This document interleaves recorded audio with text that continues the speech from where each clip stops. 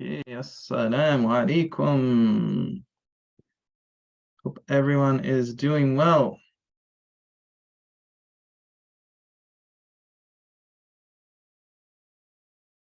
Alhamdulillah. Let's see. Looks like we have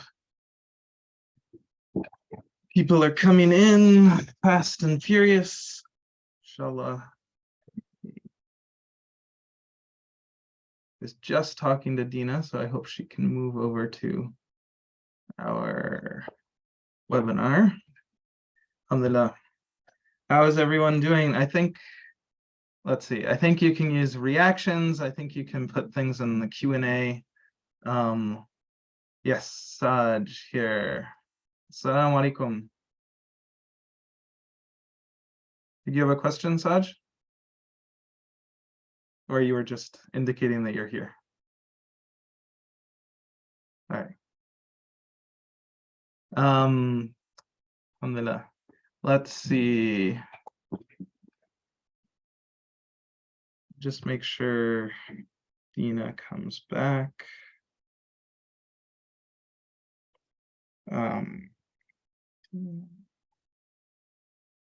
There she is, mashallah. Assalamu alaikum, Dina. You're muted. Alhamdulillah. We're still having Zoom issues after all these years. Alhamdulillah. So nice to see you. Nice to see you too. I know that I just saw you in a little previous meeting, but still, mashallah, it's been a while. Hamza, really excited to have people here. It looks like people keep coming in, so we're up to 25 so far.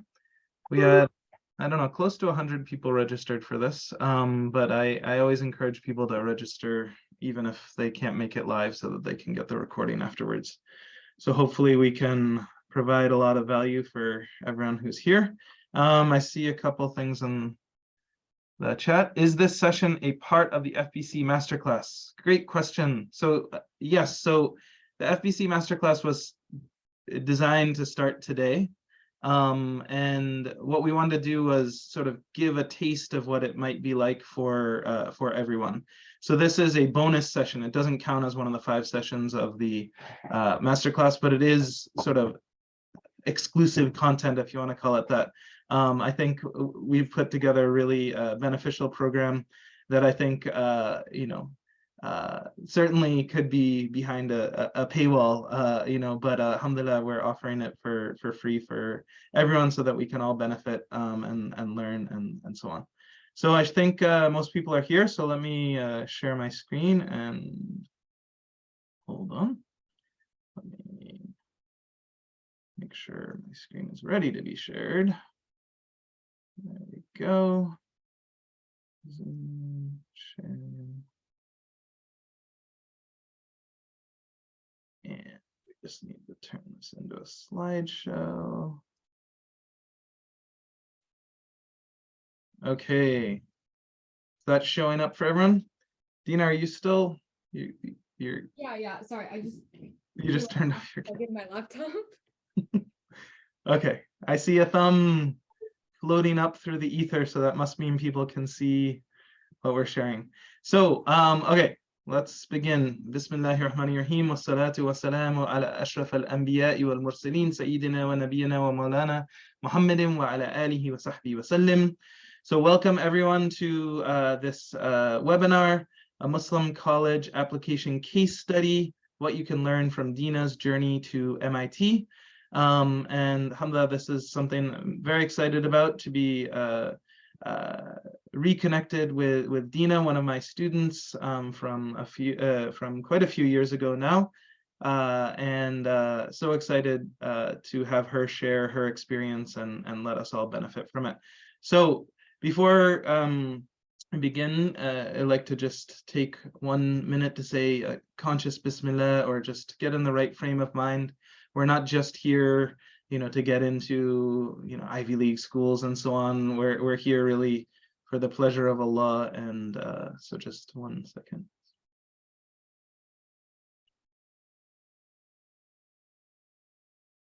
Okay.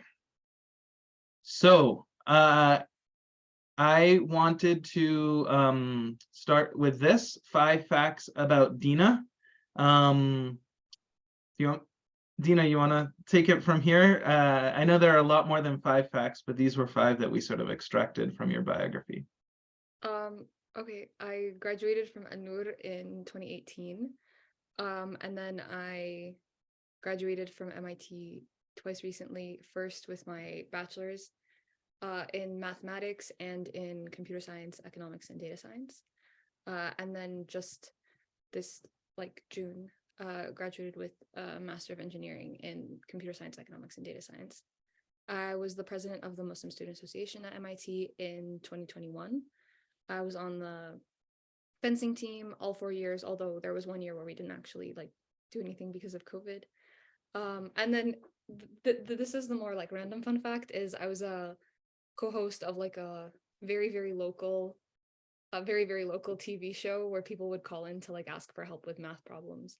It was connected to something I was doing when I was studying education. Can I just clarifying question? Is this a quadruple major or No, it's 2 majors. So math is one, Mhm. and then computer science, economics, and data science is one. It's like a partner program between the computer science department and the econ department. Cool. So cool, mashallah. So a double major, but one of them had 3 components, and then your master's was in that same discipline, mashallah. Yeah. Very, very cool. Okay, so one of the reasons I wanted to invite Dina today in particular, I came to Al-Noor in 2013. And so when I arrived at Al-Noor, the very first class I had was 7-8 girls. And so this was a class of 7th and 8th grade girls. So Dina at that point was in the 8th grade. So this was sort of my introduction to Al-Noor. I just left a private school, coming to this brand new sort of Muslim Islamic school, not knowing what I was going to find. And mashallah, her class across the board was, one of my favorite classes that I've had in all my years of teaching. Just I remember we were reading Lord of the Flies, and we did some sort of simulation, and it was just like one of those magical activities and so on. It was a really fun group. They loved reading. They were excited to dive into literature and so on. But anyway, when I think back on it,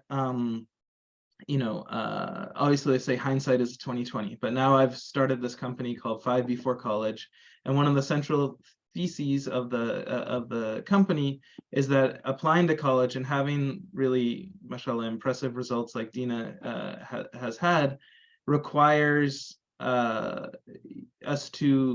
requires you to start early, specifically 5 years before college. And lo and behold, I actually started teaching Dina exactly 5 years before she applied to college, when she was in the 8th grade. And then I taught her in 9th grade and 10th grade. So I was her English teacher for 3 years straight.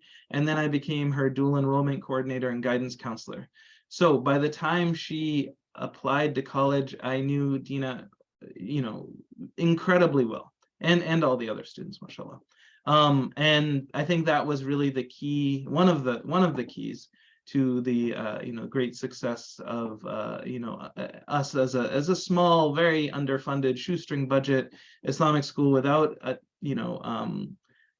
big national footprint to Hamzah consistently be sending students off to great schools. I think this is that's the secret sauce. And the other thing I would say is, I shared with this, if you were in the previous webinar, this 5 Before College framework, which if during those 4 years we follow the prophetic guidance, sallallahu alaihi wasallam, and take benefit of 5 Before 5, and we focus on these areas, right? The youth before old age, the health before sickness, the wealth before poverty, the free time before busyness, the life before death, right? Then if we do that, then inshallah we're going to have that extraordinary high school career, which will lead to great results as sort of a byproduct. And when I look at Dina, we look at youth before old age. I talk about academics and reading. Mashallah, I was just looking back over her transcripts and some other things, and mashallah, just so impressive. And but more than that, for me, the love of the reading, was what really struck me and made it such a pleasure to teach her. athletics, she just shared that she was on the fencing team, which I don't believe you'd never fenced before you got to MIT, had you? You're muted again. Sorry.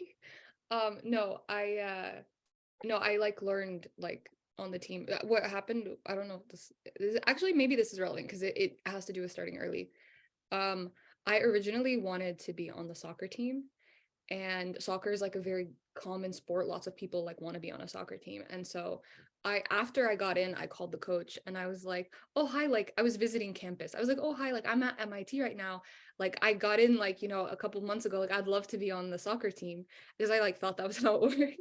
And um the coach was like, what are you talking about? Like we don't like accept walk-on. Walk-ons.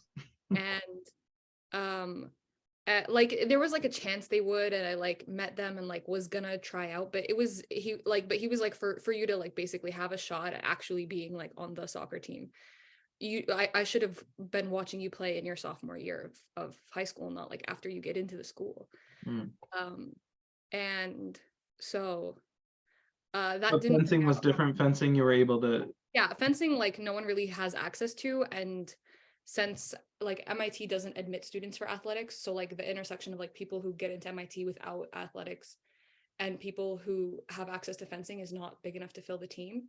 So they do like just teach people to fence if they are interested and like reach like a certain threshold of fitness.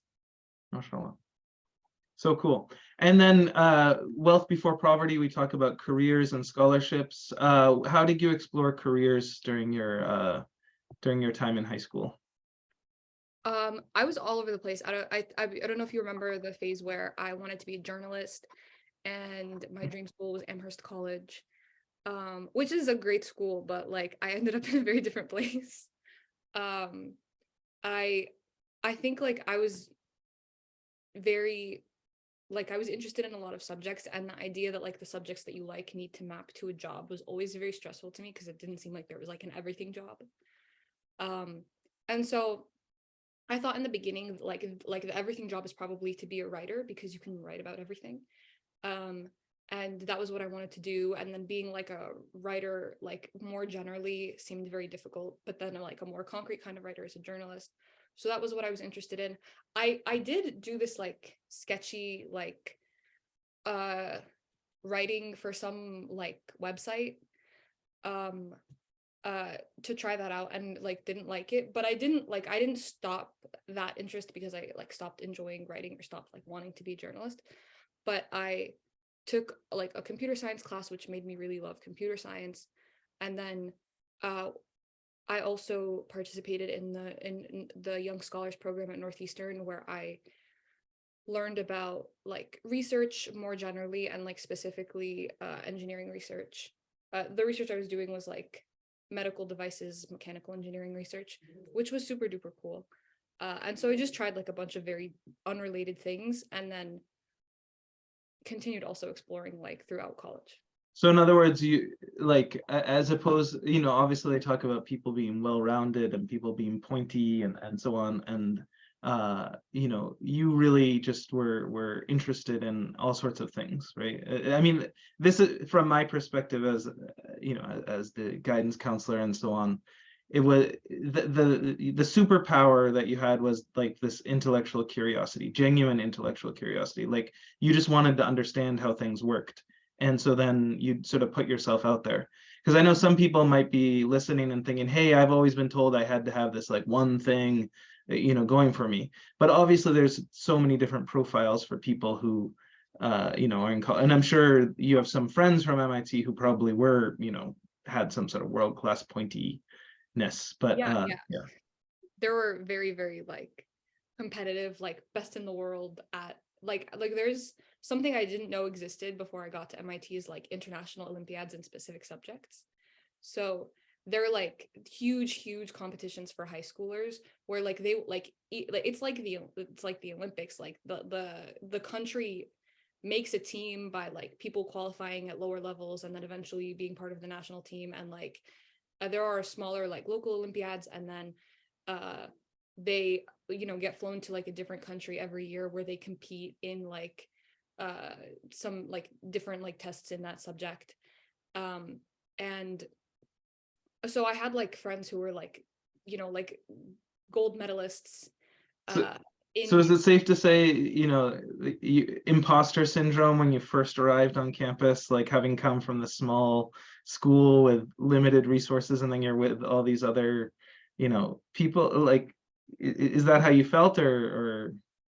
Oh, absolutely, yes. Hmm. I was like, I like, what am I doing here? There was actually one like, so one thing that like it's very hard generally to get in to like a, like MIT or like a, very competitive college as a US student, but it's like much harder as an international student. And so I was having a conversation with um an international student who happened to be like a gold medalist in the like African Math Olympiad and the highest scoring African in the International Math Olympiad.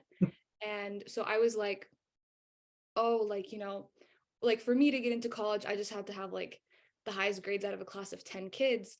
But like, when an international student gets into college, they're like the smartest person in the country. And this person interrupts and was like, oh, actually, like I was the smartest in the whole continent. I was like, I'm so sorry. Like, I didn't mean to disrespect you. But yeah, I, in I the can beginning, feel people's anxiety levels rising, because and I think one thing to say about all this, like, Mashallah, we're talking about Dina, we're talking about MIT, which is obviously a fantastic school, and there's a very good chance that there are people in this crowd who, would love to go to MIT, or that would be a great fit for them.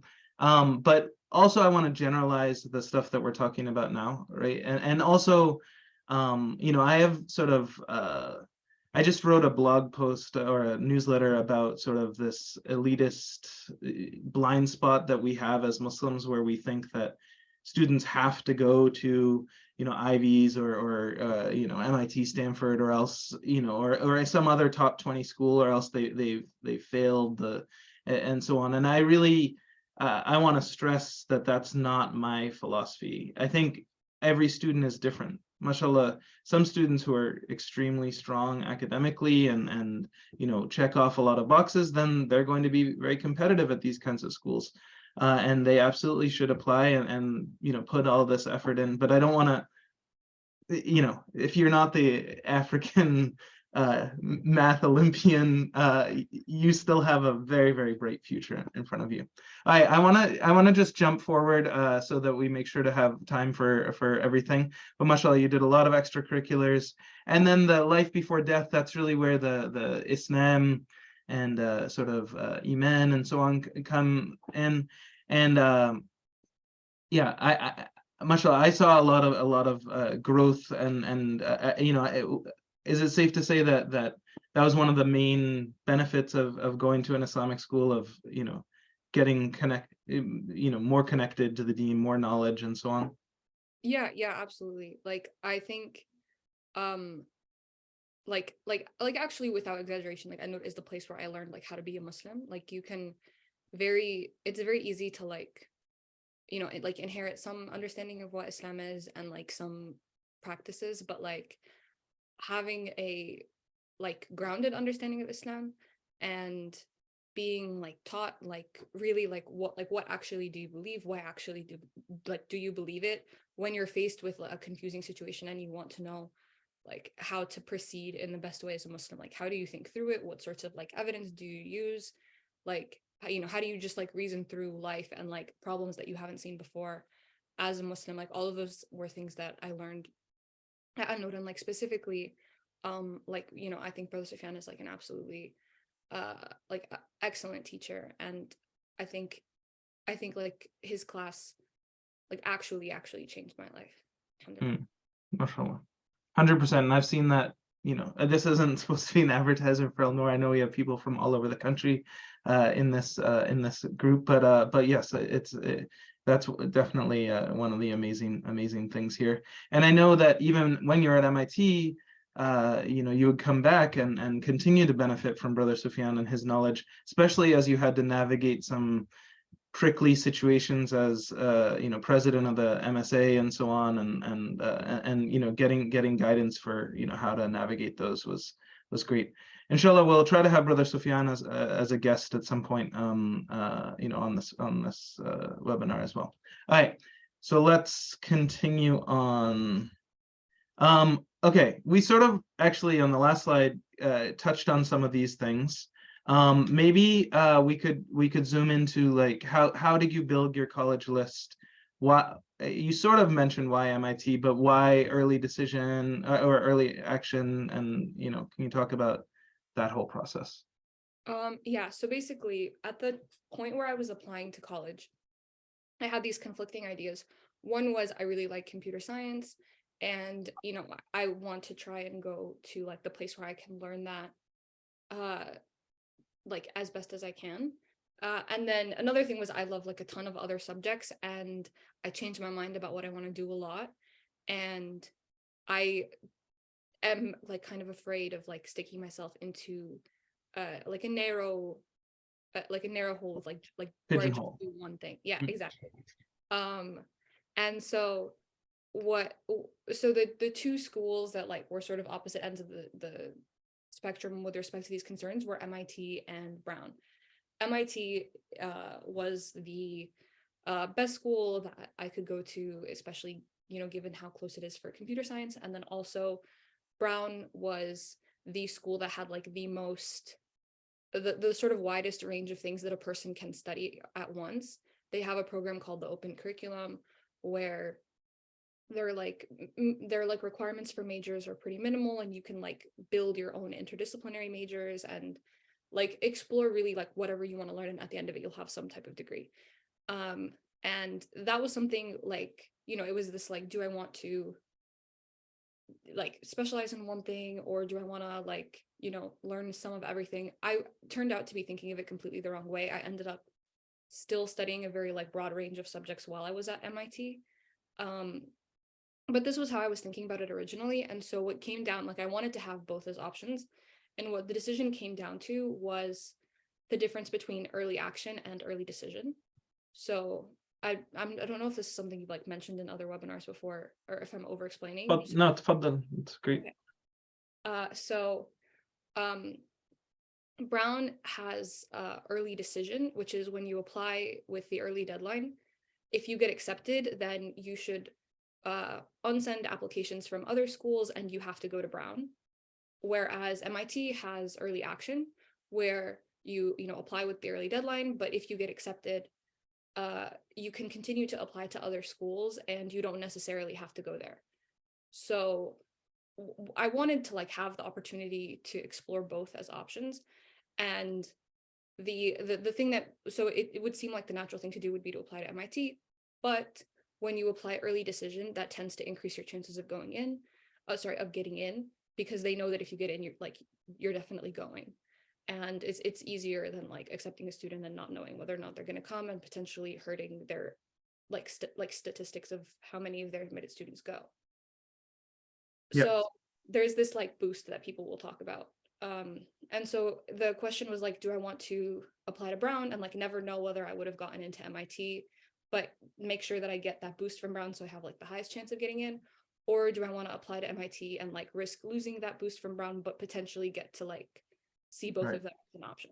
Yeah, I remember us having conversations about this, and early strategy for really competitive students is one of those really critically important things. If you're even if your funds are a little bit limited, I would highly recommend seeking out professional guidance on a big decision like that, because strategically that can have really big financial aid implications and all sorts of other things.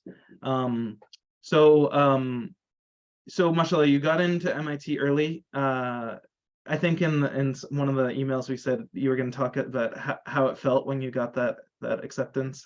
Like, I don't know if that's a cheesy question, but I mean, well, alhamdulillah, it felt really good. Actually, a piece of advice I have for everyone that, if you're watching this, you probably aren't going to use this advice for a couple of years, but um, uh, when I first got in, I told like some friends and family, and I was like super excited. And then I told Habiba Naumani, who is a fellow Al Noor and MIT alumna, and she was like 2 years older than me, so she was already was already in her sophomore year of MIT when I got in. And when I texted her and told her she had been, kind of part of convincing me to be interested in MIT throughout, and like she was so happy for me, alhamdulillah. And one of the things she told me was to write down how I feel right now. Because there would be times in the future when like college is difficult regardless of where you go. And there's going to be some point where like you're so deep into whatever you're doing, you feel like you kind of lost the plot, like you don't know what's going on anymore, you don't know if you want to keep going. And so she said like at some point, like it's not gonna feel this good, and you want to remember how it felt when you got in. So I have like a note on my phone that I wrote the day after I got in when I visited MIT, and like just about how excited I was to be there. And there were definitely times when I had like exams coming up and I was like, oh my God, like what am I doing here? Like everyone around me is like, you know, like internationally distinguished genius, and I'm like about to go fill this exam. And I would read it and like that made me feel better. Yeah, Hamza, I mean, I haven't actually seen your MIT transcripts, but I don't think there was a lot of failing going on. But in any case, we don't need to I mean, you focus on always that. feel like you're gonna fail. But okay, so you got in early, so the decisions came out what, December 15th? 14th. Oh, because of like Pi Day or no, that's that's March 14th is when yeah, right. That's when so they released their regular decisions on Pi Day 3/14 at Tau time, right? 6.28. Yeah. Okay, yeah. So that's a little MIT nerdism for you. So you got in early to MIT, and then how did you decide? I know you said you wanted the flexibility to be able to apply to other schools. What sorts of other schools did you apply to at that point? So the primary school that I was interested in other than MIT was Brown. By that point, so I had applied to 5 schools early, MIT being one of them. And then I had 10 schools that I was going to apply to in the regular round. When I got into MIT, I still had some work. Like I was working in order of priority. So the schools that I would apply to, even if I get into MIT, I was working on those applications. And then there were some where it's like, if I don't get in, I have to apply to these as well. So when I got in, I cut 5 schools from my list, and the 5 schools I still applied to were Brown, Harvard, Princeton, Yale, Stanford. So it gave you the flexibility to just aim for the stars. Yeah, because it was like only schools that like that you might consider going to go to instead of MIT. Yeah. And so I finished those applications. But I feel like they really can tell like where like which schools you're really interested in, which schools you aren't, because like my acceptance is aligned very well with like what I want. Like the schools I was more interested, I was like closer. Right. You know. So right. So you and I know like you did get into Brown and had some other good results. How did you make the decision between MIT and Brown once you had those 2 birds in hand? I visited both schools. Typically when you get into college, they'll have an event for admitted students. So I went to the admitted students weekends for both schools. I talked to people that I knew at both schools. I asked lots of questions, made a lot of like very, confused istikhara. And it's like you have that thing where like you start to lean in a direction and then you're like, does your istikhara work if you kind of have like your mind made up? And like it's very like it was so stressful. And like ultimately I can't say like there's not a specific reason like I can't like tell you like, oh, I ended up choosing MIT because of it's like halal food options or something like that, like there's not like a specific reason, but I just like as I continued to like interact more with both institutions, like I felt my heart leaning closer to. One thing I meant to say in the beginning, in terms of the Q&A, people are welcome to leave questions. A lot of times things pop into your head as we're talking, and I think we set it up so everyone can see the questions as they come in. So you're welcome to like upvote the ones that are interesting, and definitely ask away. Unless it's something very like time dependent, then we're going to answer them at the end and have a big session there. I meant to mention that earlier. All right, so now we're going to get into the specifics. So one of the nice things, sort of like a history class, is we actually have the primary sources, namely what the school gave to MIT, what I prepared for them, and then what you gave to MIT as the student. So I thought, you know, I think one of the sort of ways to frame this college application process and the ways to really excel is you need to put yourself in the shoes of the admissions officers. You need to try to imagine what their lives are like. I know we talked about this at the last webinar and so on, and you know what their time with your application looks like and what your application actually looks like, right? And so Hamzah, I'm psyched that I went into my archives and was able to pull some of these things up. So what the school gives to to colleges, and this is MIT specific, but this is pretty much what the Common App does as well, is they give ratings of students. So they ask you to evaluate the students' extracurriculars and academics and character, and it's sort of this scale. It's the top scale is like one of the best in my career, which I always found very stressful to put, because you don't want to be too, if you keep on saying that, then they're gonna discount it. But when someone actually comes along who qualifies for that, you sort of want to put that. Class rank, that's something that Elnor we did not actually report in general, although MIT forced us to report it. But because we had, Dina was in a class of 10, right? If I report that someone's, 6th in a class of 10, they're bottom 50th percentile, and yet they have, a weighted GPA of, 4.02, right? That doesn't help them at all, right? So we don't really report class rank, but at bigger schools they do. We do report GPA. Your transcript, as I've said many times, is your single most important document. The rec letters, so the counselor writes a recommendation letter, and then your teachers, usually 1 or 2 academic subject teachers write recommendation letters for you. The school profile, which we can talk a little bit more about, and then MIT in particular has an extra essay, an extra recommendation that the counselor has to fill out. So I put in bold here the things that you still have control over during the application process. So all these ratings and rank and GPA, transcript, the school profile, none of that's going to change, right? From the school side, what the counselor can do and why it's so important to be in a school with a good college placement program, and or to use some outside help and consultants, is write really great rec letters and so on. That's what still has to happen. Now, at a big public school, I was shocked by this statistic that I heard the other day. At a big public school, with where they have hundreds of students in the graduating class, the average across the country, the average amount of time that a student spends over the course of 4 years with their guidance counselor is shocking. It's only 38 minutes.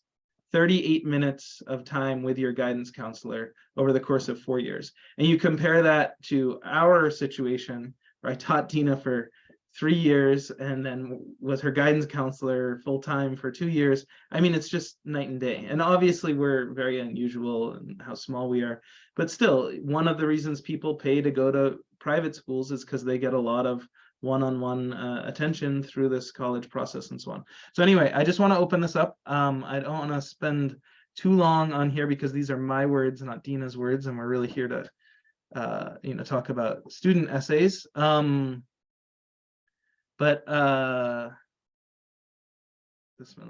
So this is what it actually looks like. This is obviously MIT's. The Common App looks a little bit different, but this is one of the pieces of paper that they had in front of them, and so on. The first, so actually I'll go back to that page.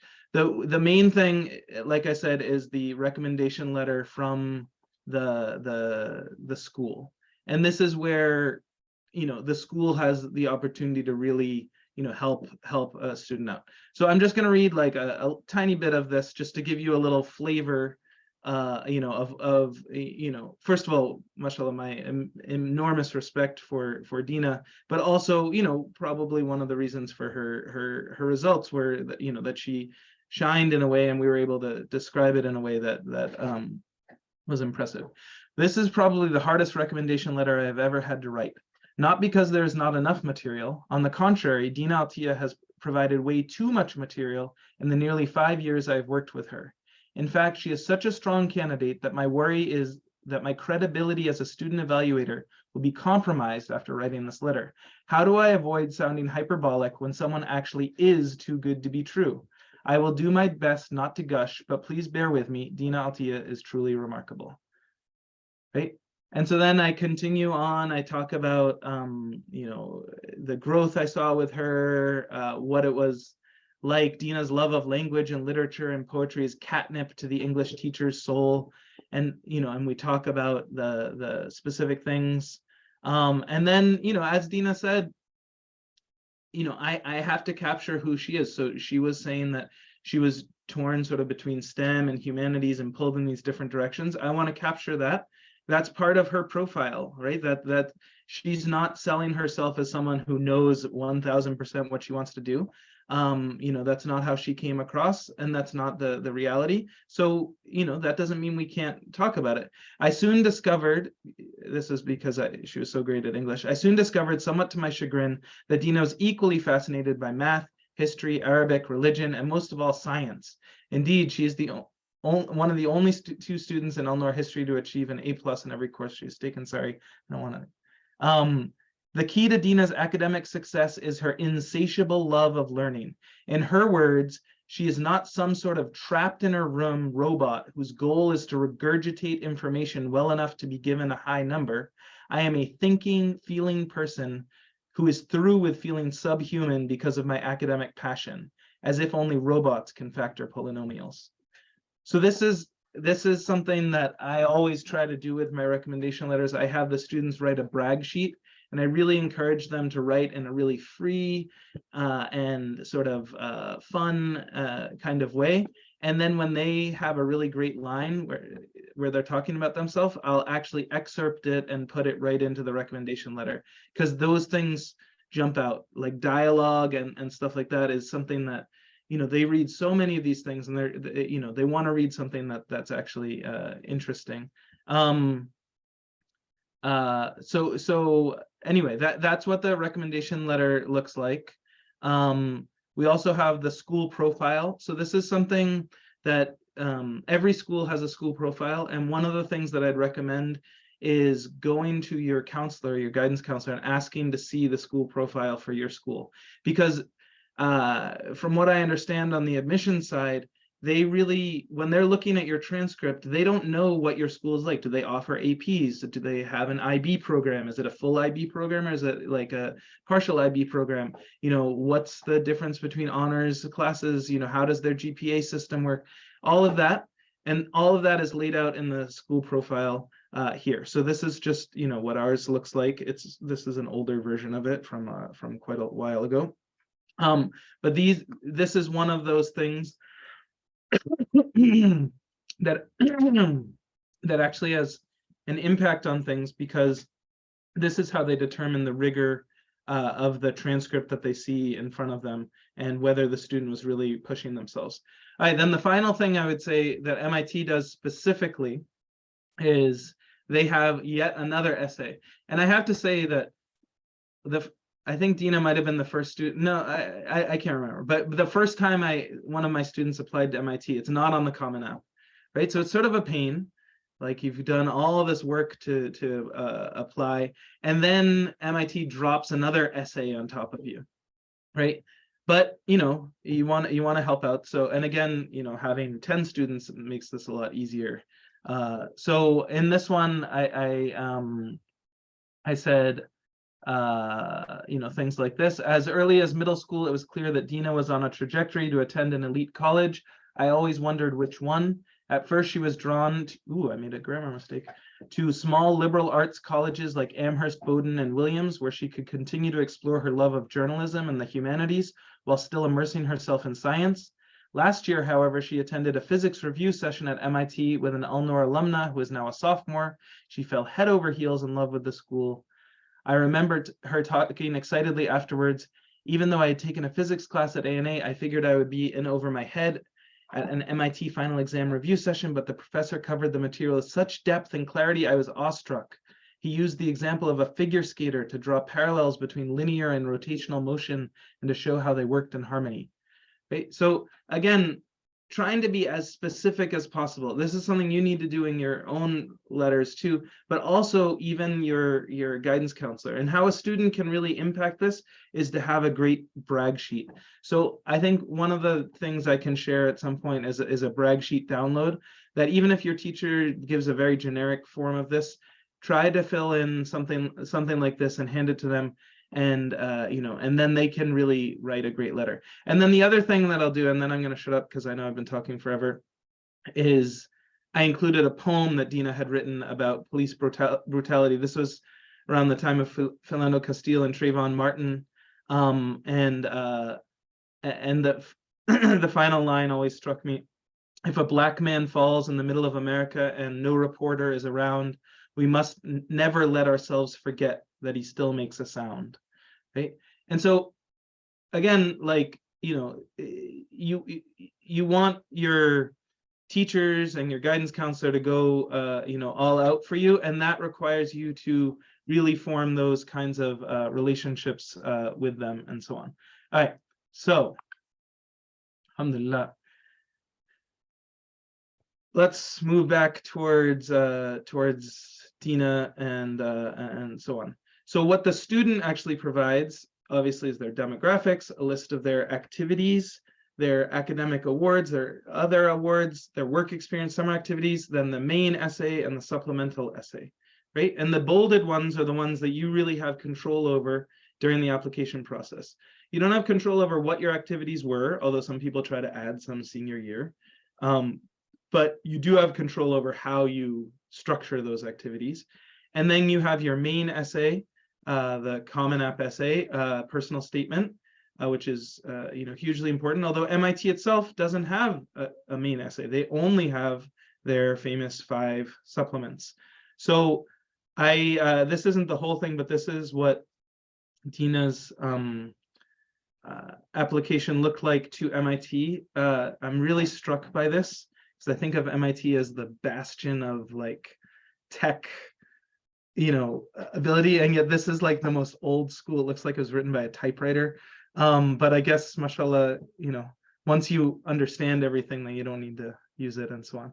So we're going to be looking at these essays in detail. But I just wanted to show you what it actually looks like. You can imagine the MIT admissions officer has 5 to 10 minutes with this application and has to read through this, and really it fits onto 2 pages, right? The essays, which I'm going to show you, fit onto 2 pages. They're significant word count limitations and so on, and so this whole 5 years and 5 minutes thing that I talk about is like those 5 remarkable years that Dina had. She somehow needs to figure out a way to put it into a format that they're going to understand in their 5 minutes with her application. And this is literally what they have in front of them. But now I want to spend most of our time looking at her applications.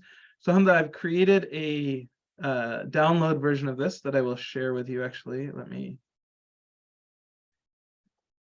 copy link address. I'm going to put it in the chat to everyone. So this is just a Google Drive file. This is something that I haven't shared very widely. It is sort of buried inside of a free class that we're giving, but it's it's something that I think could be very beneficial. So this is what it looks like. I'm just gonna download it so that to deal with Google's thing. Okay.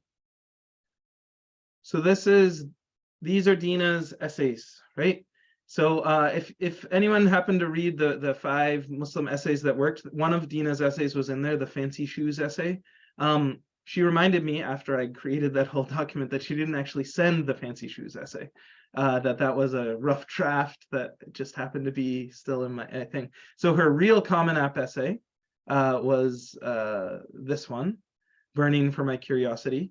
And this is the one that she submitted to Brown and those other schools. And as she mentioned earlier, she was accepted into Brown. So this is her real Common App essay. We're not going to look at that one because I wanted to really zoom in on the specifics, but you all have access to it. And if anyone has questions later, I'm sure Dina could answer. But here are the actual supplements. So I've been talking enough. Dina, I'm going to ask you the question and then you can answer with your words that you used back then. We know you lead a busy life full of activities, many of which are required of you. Tell us about something you do for the pleasure of it in 100 words or fewer. Okay, so I mean, the idea here was like, I like writing poetry. So I was like, I thought it would be so clever to like write a poem about writing poetry. But I think the poem itself actually comes off like as kind of whiny. Like when I read it back, this is one of the few essays that I don't like look back at and think is like still like, Okay. But should I Please, despite that disclaimer, I would still like you to read it because I don't think a lot of people answer this question. Most people answer in prose. You chose to answer in poetry, which alone sets you apart. Okay. These years are difficult. They are burdensome and tough. Every day I'm told that I'll never be enough. By my peers, by my friends, by my foes, and by myself. But one day my burdens may fill your home shelf. When faced with difficulties that prose can't explain, I must remind myself that all is not in vain. So I put things on pause and take a bit of time to understand my pain and put it in a rhyme. I write poems because it's one thing to be smart, but true character comes from the words in your heart. MashaAllah. Thanks. So it's pretty good. Like I don't know why you're like criticizing yourself. I hope have you continued to write poetry? Yeah, but I mean I hope it's better. You hope it's better. Yeah, mashallah. Look at the hearts and stuff coming up. Yeah, send her some love. Let her know that she's a great poet, mashallah. I 100% agree that she had a lot of amazing poems. So obviously the way you chose to tackle this by writing a poem, a meta poem about, turning to poetry, like mashallah, it's one of those like very creative ideas. And I remember you writing these essays, and you really slaved over these. Like there were so many drafts, and even when I created this document and sent it to you, you're like, "What are you doing? That's not the final one. I changed this word. I changed that word." Like you were really, getting into the weeds and getting in, and really that's why it turned out so well, mashallah. All right, so that was the first one. Next. Although you may not yet know what you want to major in, which department or program at MIT appeals to you and why? 100 words or fewer. Okay, so you have to ignore a lot, like the stuff in the beginning. The only thing that's important is that, so public and class are just words that in the programming language Java you use to like start like a code. The only thing that's special is course 6, which is MIT's name for the computer science major. Wait, hold on. Can you just frame why is it written in this sort of strange format? Like what were you doing?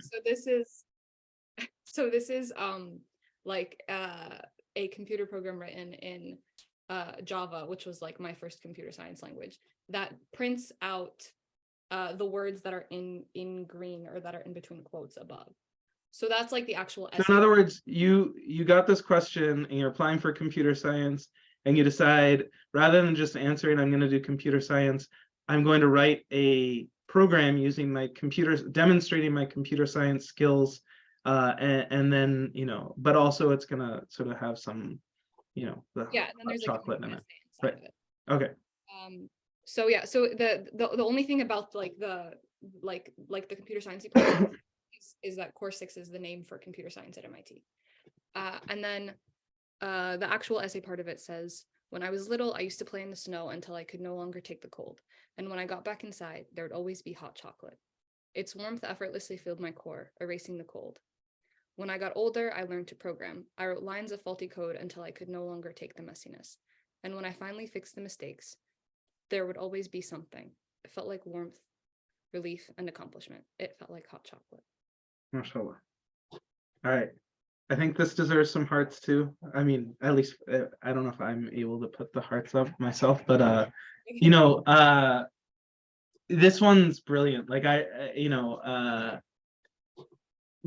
obviously, unfortunately, I don't know how many people have done this. Maybe other people have tried to steal an idea like this. But these are sort of, some of those one-off things. And I think that, I meant to frame this beforehand.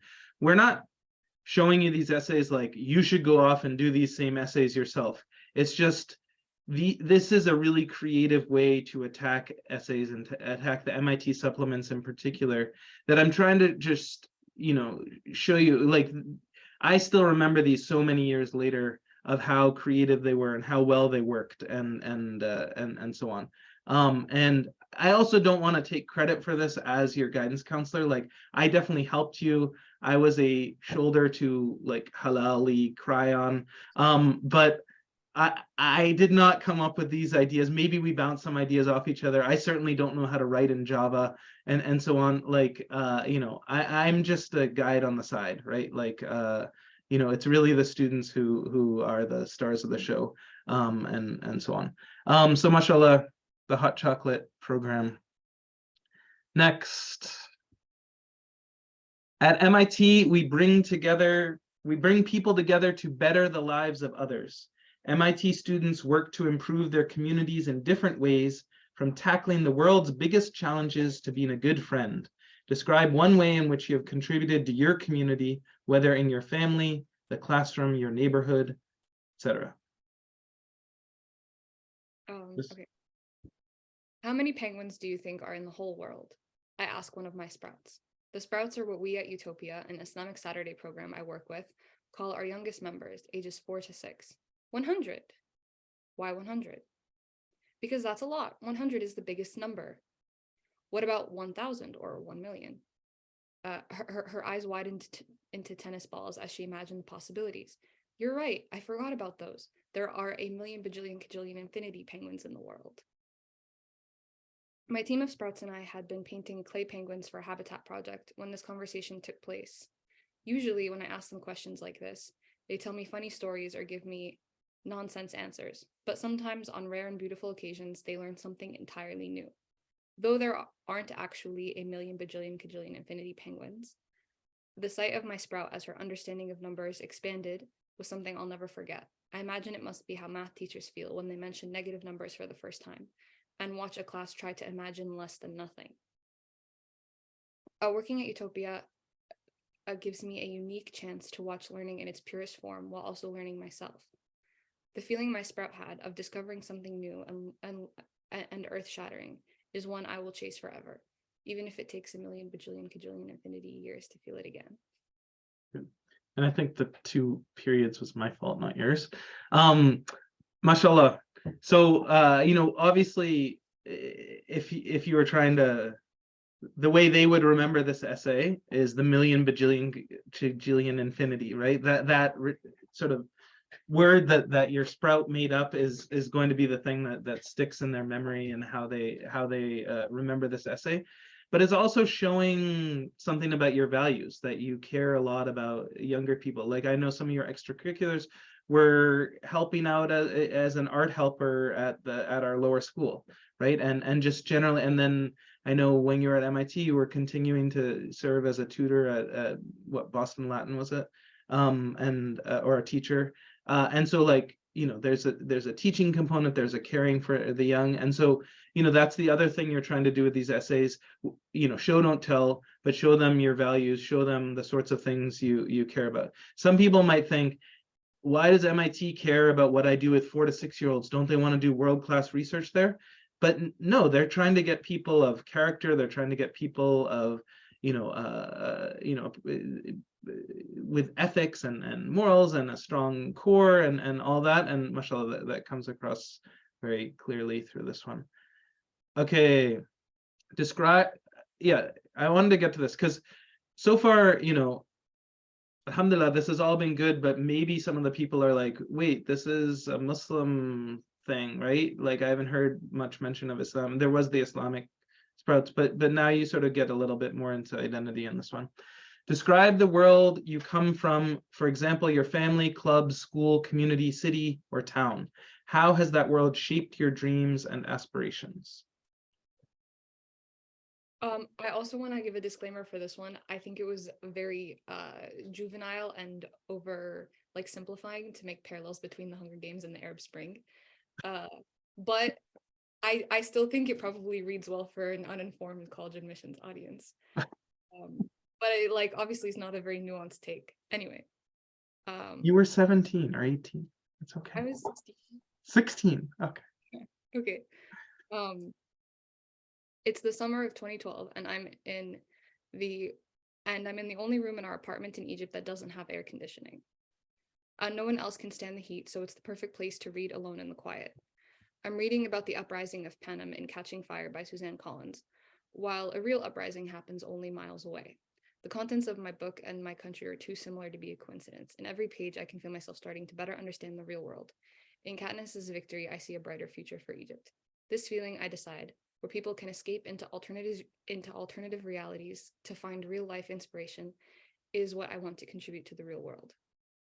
It's the summer of 2016, and I'm at a virtual reality seminar at Harvard. The speaker mentions a book I've read called Ready Player One by Ernest Cline, and my programmer mind and fangirl heart both jump immediately as an idea hits me. I could create simulations of books and let people contribute to the plots they often mentally project themselves onto. My thoughts run wild at the possibilities. I could use simulations as exposure therapy for people with PTSD or OCD, or allow people from one social class to experience the lifestyles of another and increase empathy between people of different backgrounds.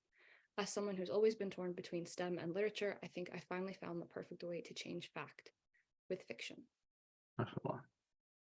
What a great final line.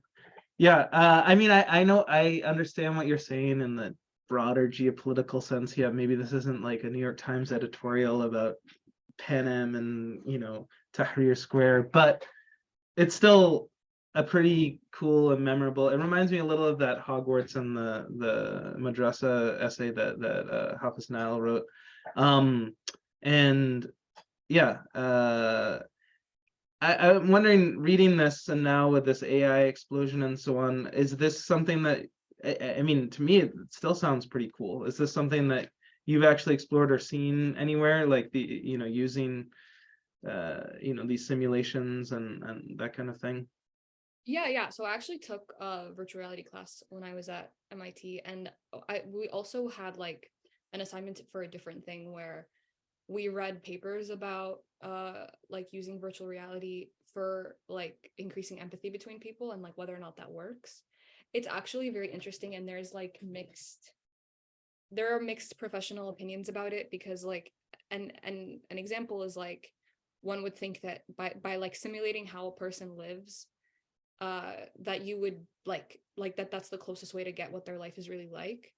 But the nature of simulations themselves makes that not really true. An easy example of this is like it's very easy to simulate blindness by like wearing a blindfold. But in experiments where people do like a blindness simulation for like wear a blindfold for a long period of time, they end up like thinking that being blind has a much bigger effect on a person's overall like life happiness and satisfaction than it does, because like real blind people get used to it and they like adjust their lives, whereas like a person who just wears a blindfold for a little while is like, this is the worst, like I hate it, I could never live like this. So it's like it's an interesting field, and there's like a lot of open discussion about it, and it actually comes up in like like that, like I've run into it in like the virtual reality class, in like philosophy classes, like in all sorts of areas. It's super cool. So do you see VR? I know we're veering off topic a little, but it's sort of Yeah, interesting. is Do you this see, topic? is there a VR revolution coming? Like, was Mark Zuckerberg right to rebrand as Meta? Is there going to be a metaverse? Like, is Ready Player One right around the corner? Or are we going in a different direction? I know that since you know the answers to everything. Um, I mean, obviously not. But uh, my guess is like, I don't think it's ever gonna be like everyone is stuck to a headset kind of thing, because I just don't think like the headset, like VR, like headset technology is as exciting as people thought it was, especially like as it currently is. Like one example is like it's super fun to try to fly, but you have a terrible stomach ache after, and you get like really weird like motion confusion. Um, so I don't think it's exactly like that, but there is already like, but we already do live like largely virtually, and I don't think everyone's going to be attached to a headset, but everyone is already attached to a screen, and that's not that different. So like, if you're asking if our lives are going to largely be virtual, I think they already are. If you're asking if they're necessarily going to take this like specific like way of being virtual and that we're all going to have like VR headsets, I think probably Right. not. Like I could be proven wrong. Like I think I, we can. yeah, I guess there's an irony in us talking about this during a virtual, webinar with people from across the country and so on. Cool. Okay, I think there's one more. Tell us about the most significant challenge you've faced or something important that didn't go according to plan. How did you manage the situation? This is my favorite one. This is the one, like this is the only one that I like don't give any disclaimers to, and like I still like to read. Okay. When I discovered lying, everything changed. Let me revise that statement. When I discovered fiction writing, everything changed. For the first few years of my literary journey, I wrote pieces. Sorry, my pieces reeked of This Weekend and Tomorrow I Will. I wrote about food, homework, and people that actually existed. My stories weren't always happy. Sometimes the other characters laughed at the way I chased knowledge, had a stutter, and was taller than the boys. I craved a more beautiful life to write about. This all changed when I found out I could lie. My stories started to become less like a record of events and more like a creation kit. I wrote worlds that were kind when the real world was cruel. In my stories, I cured diseases, ruled nations, and saved lives. This skill eventually transcended from writing to programming. I wrote games and algorithms that played them better than I. I wrote lines of code that were better at math than I was, and sorted numbers much faster. I also wrote for others. When my friends felt alone, I wrote them hands to hold. When they got sucked into holes of stress and darkness, I wrote them ladders to climb back out into the light. I have spent years gathering words, consuming them in copious amounts and trying to make something of them. I've used words to bring characters to life, summon tears from audience members, and strike empathy into unknowing hearts. Oh, you didn't fix it. The last line is, but I cannot write myself an acceptance letter. Not, but I cannot write myself a degree. Okay, sorry. That's like the punchline. Yeah. Okay, I can fix it, inshallah. But mashallah. So great to see that there's at least finally something that you don't have a disclaimer about. I agree. This is one of the ones that I really remember. I always remember that line about writing the ladder and so on. And like, I mean, what a great hook. When I discovered lying, everything changed. I know in the mini course that I offered, like, I was breaking down the essays myself. I was reading them out loud. If anyone hasn't checked this out, inshallah, I highly recommend it. We can share the link a little bit later. But one of the things that almost all of the great essays have is that hook in the beginning, and then I think what you're especially good at is these clinchers. I think I finally found the perfect way to change fact with fiction. And then here we have, but I cannot write myself an acceptance letter. Right. So mashallah, those are just in terms of the craft, what goes into it. But obviously there's so much behind this. Every word was chosen carefully and so on. This essay also has that pizza essay for those people at the first webinar. We read this one together. This was also Dina's work. I do have lots of other wonderful students. Inshallah, we'll try to feature them at other times. But mashallah, I do think that these essays really stood out. So Jazakallah khair for that. I'm sure there's going to be a lot of questions. Maybe we can get back into this, but let me just move back to this and finish up with this whole presentation. So obviously, I hope this has provided a lot of benefit, but it's also, I want to be able to provide you the benefit. It's one thing to listen to these things, right, where we tell you what she did, but then I really want you to be able to know how to do it yourself. I can't promise you the results that Dina got. I can't promise you that your essays will be like hers because they're her essays. But what I can promise you is that I will work really hard to, help you get an essay that you're really happy with, that you're proud of, at least when you submit it, maybe not 5 years later like Dina. But so we are offering this 5 Before College Early Application Masterclass. This was actually the first session of it. Obviously, this is done in a webinar format. It will be done in an interactive classroom, Zoom classroom, where the students will be there, ideally on camera. There will be a lot of interaction and so on, because it's a sort of small group coaching type model. So the promise is you'll understand how college admissions officers think and why they're looking for Muslim candidates just like you. I think that's the other thing. Like Dina, I think her application, mashallah, would have worked if she was some, random white girl, from New York City, which is a tough demographic actually. But the fact that in addition to everything else, she's like a hijabi, passionate about the deen and everything. It's just like, wow, mashallah, there's so much here. You will learn how to tell your unique story in a way that transforms your application readers from gatekeepers to advocates. So you can imagine, MIT gets a ton of applications. They read this one, they read that poem, they read the computer, the program, they read When I Discovered Lying, Everything Changed, and they're like, wow, we need this girl, and they're going to go into their committee and really advocate. You produce a complete college application that pops off the page.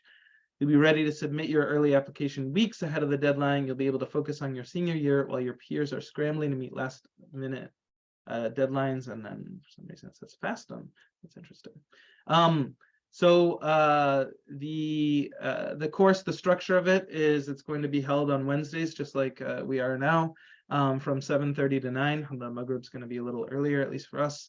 So 7:30 to 9, hour and a half, 90-minute classes over the course of 5 weeks. So we'll start next Wednesday, September 6th. All the courses will be recorded, but it is something where ideally the students will all be there live, because there's no, I'm a teacher and I wish that they could be live and in person. Maybe Dina's virtual reality stuff can work on that. But the next best thing, I taught a whole year over Zoom. It's not that bad for stuff like this. For English type class, it actually works pretty well. Weekly assignments. So essentially we're going to walk you through, we're going to start with the activities section. And that's also a way for me to start to get to know the students better. Then we're going to start doing some brainstorming for the essays. Then we're going to actually write drafts of the essays. Then we're going to work on refining those. And finally, we're going to touch on supplements. We'll see how much time we have. As you can see, the MIT supplements are pretty extensive. The main focus of this is definitely the Common App essay, that primary essay. But we are going. My hope is if you put the effort in, then you're going to be totally done with your whole application for your early school, a month before the deadline. Not to say that you might not continue tinkering with it, because as you see, that's sort of the stuff that Dina was doing. All right, downloadable resources. Like I just shared this, download with you with Dina's essays and so on. And there's a lot more of that sort of stuff. A lot of it's more in the form of, planners and, activities, lists and brainstorming exercises, and just I've been doing this for a long time. I've developed material myself. I've looked at some of the best practices of other counselors and so on, and tried to sort of merge it all together. And that's what I'll be doing. The students get a free, the gold standard with working on this college stuff is obviously meeting one-on-one with the college experts, and so the students get a free 15-minute consultation with me at some point over the course, which can be very helpful. And then also I'm going to build in weekly office hours, sort of working sessions, most likely on the weekends. We have to figure out schedule-wise what works best, where you can come with actual questions, and we can, sometimes it's hard to do homework, on your own, and this is a place to come and bring your questions and so on. I'm hoping, depending on the number of students we have, that will sort of determine the budget. I'm hoping that I'll be able to hire someone like Dina, or even Dina herself. I actually haven't talked to her about this. To be there as a TA, right? I think 10 was a great number for your class. So if there were only 10 students in the class, I think I can really do a lot. But if there are, and we already have more than 10 students in the class, if we have a bigger number, I want to get help from really great people like Dina, and I have other people in mind who can help out with that, and give more personalized attention. Does that, to put you on the spot, Dina, does that sound at all appealing? Yeah, I mean, you did vaguely mention it earlier. Yeah, but we haven't, like, okay, inshallah. I don't know, you guys can put in the, give some hearts if you think it would be nice to have Dina on board with this class. All right. Yeah. Oh, look at that. You're getting quite a few, mashallah. I don't know. Is there like a heart limit, or is that like just one person just like, yeah, I really want her? I think that, to me, that looks like quite a few, mashallah. All right. Let's see.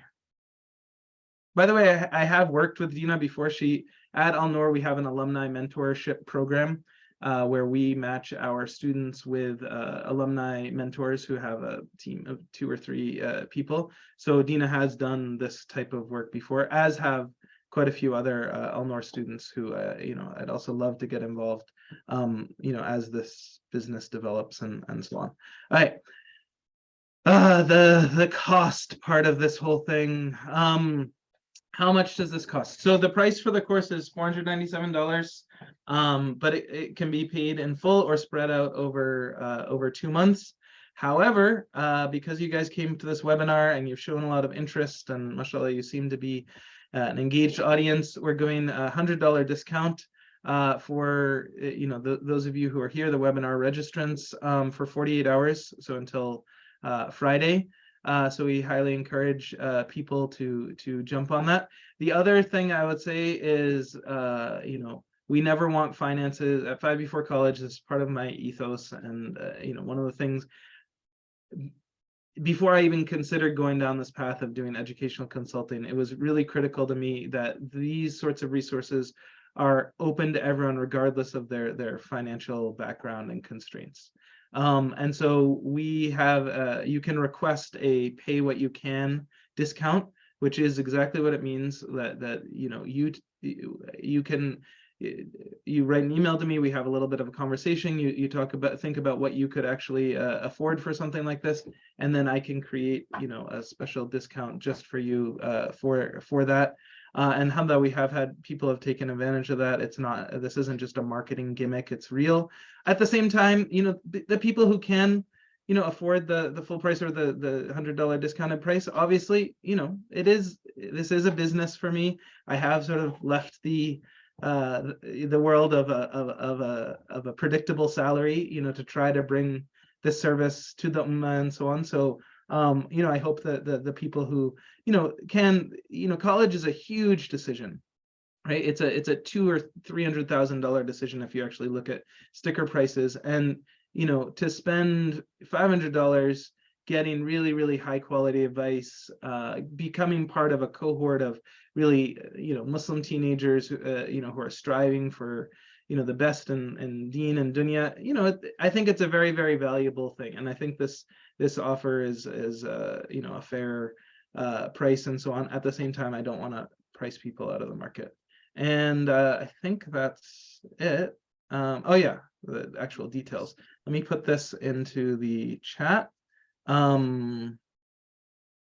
This is the masterclass itself. That's where you can log in. We'll also send an email with this recording and with this type of information to you. The coupon code is Dina100. So mashallah, you're famous, Dina. So again, that expires on Friday. So that gives you $100 off. When you go to the checkout, you just plug that in and that will give you the discount. And if people have any questions about this, you can put it in the Q&A and we can get to it. And I think, yep, that's it. All right, so now we're at the Q&A portion. I'm going to stop sharing. I know that we're already, this was publicized as a 75-minute thing. So we hit that number on the dot. So anyone who needs to leave, of course, you're welcome to. But I'm sure a lot of people might have some questions, and I always think Q&A is the most interesting part of these things. So Bismillah, let's start looking, and you can keep adding things. We can also, potentially bring people on camera if you'd like. Okay, Omar Ghanim writes, so you guys can see this, right? This time, people can see them. I know you can, Dina. Can someone give me a heart if you can see the actual question? I think some people are listed as anonymous though, and and Okay. I think you can see everyone's names. So Oh, well, just say like someone asks for everything. okay, fair enough. But they can see the names, so okay, whatever. All right, doing well. Is this session a part of the FBC Masterclass? We answered that before. Yes, this was the first session, a bonus session of it. You were in fencing? Yes, indeed. Which discipline? Epee or I want to sound all smart, like Yeah, I was an epee fencer, and I read through the questions. There are some that repeat and some that are like very quick answers. So one question that came in recently, which is a quick answer, is would this help, like your course, would this help with application to MIT only or applications for other universities as well? And then there were also questions for which grades of high school this course is geared toward. right. Let's just go through them, knock them out, and we'll get to everything, inshallah. I just find, the people took the time to write the questions, so we should just look at them all. Can you talk about what to do if your GPA is not the greatest? You want to take this, or do you want me to? I mean, the application has many components other than your GPA. And it also depends when in the process you're asking this question.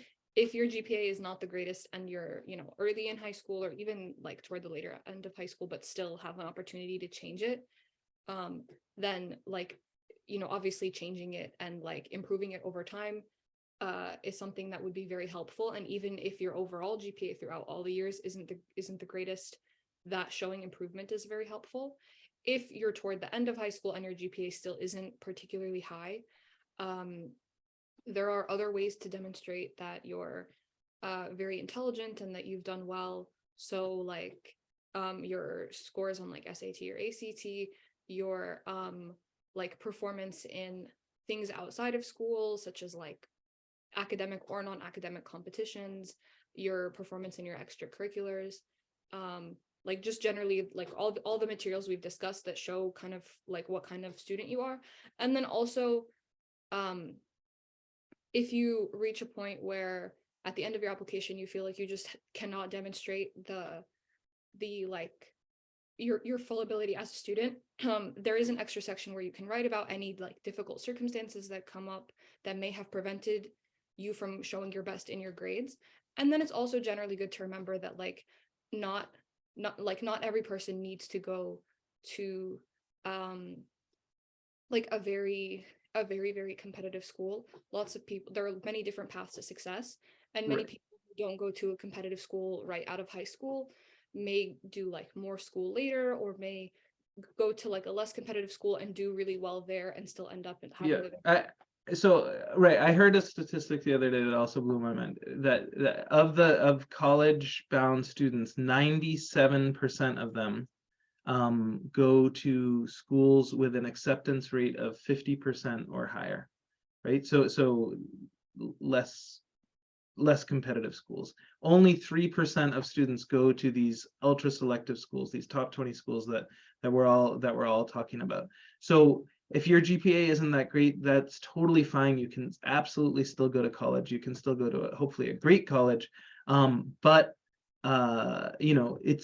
it may, I mean, we can't sugarcoat it. The transcript is very important. Academics is the first thing that these schools look for. It's the first filter that they use. But like Dina was saying, you don't have to go to these amazing schools. Did you get a merit scholarship?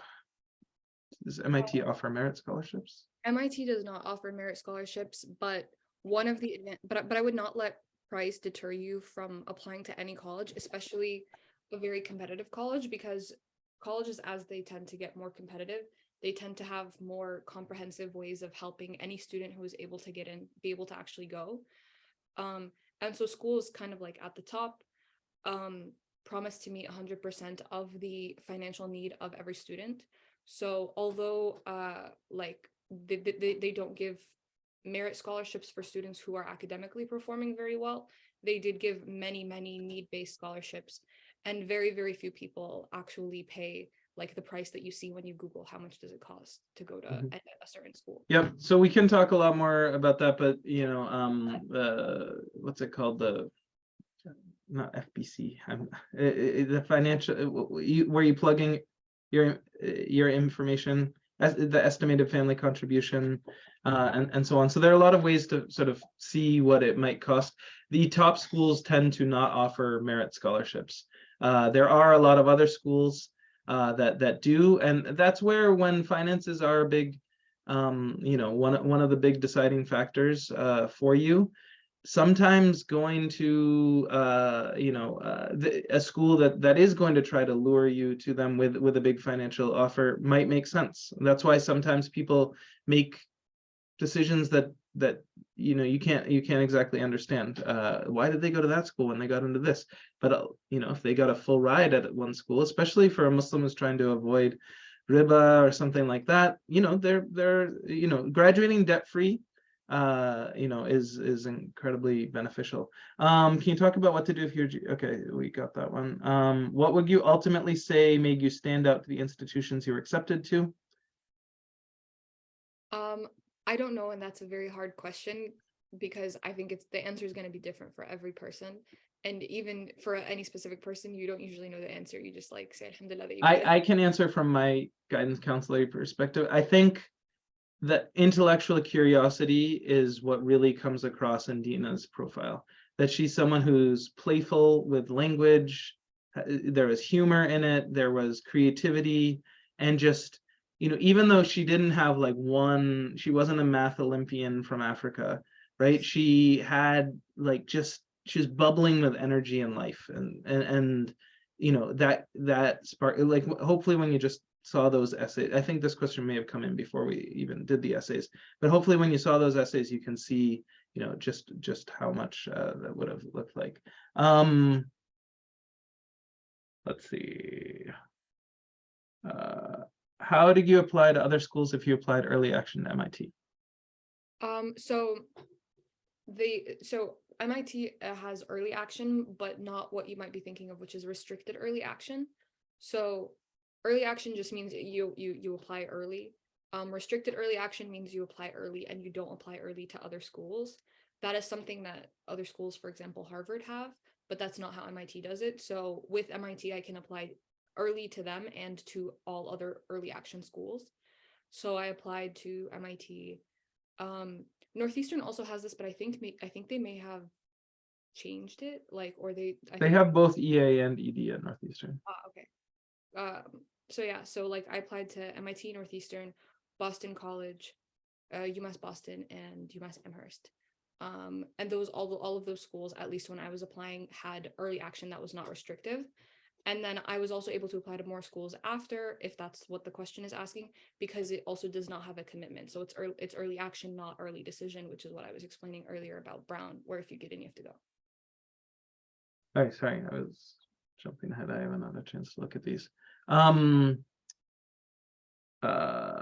What are some good sources we can use to choose the colleges that best fit us? So considering someone who hasn't decided which college to go to, what sources can we use to choose the one that fits us the best? It just sort of moved. Anyway, you got the question, right? Um, So there are lots of online sources. Like one thing you mentioned later in the question is like rank. There are lots of ranking things like Niche and like US World News.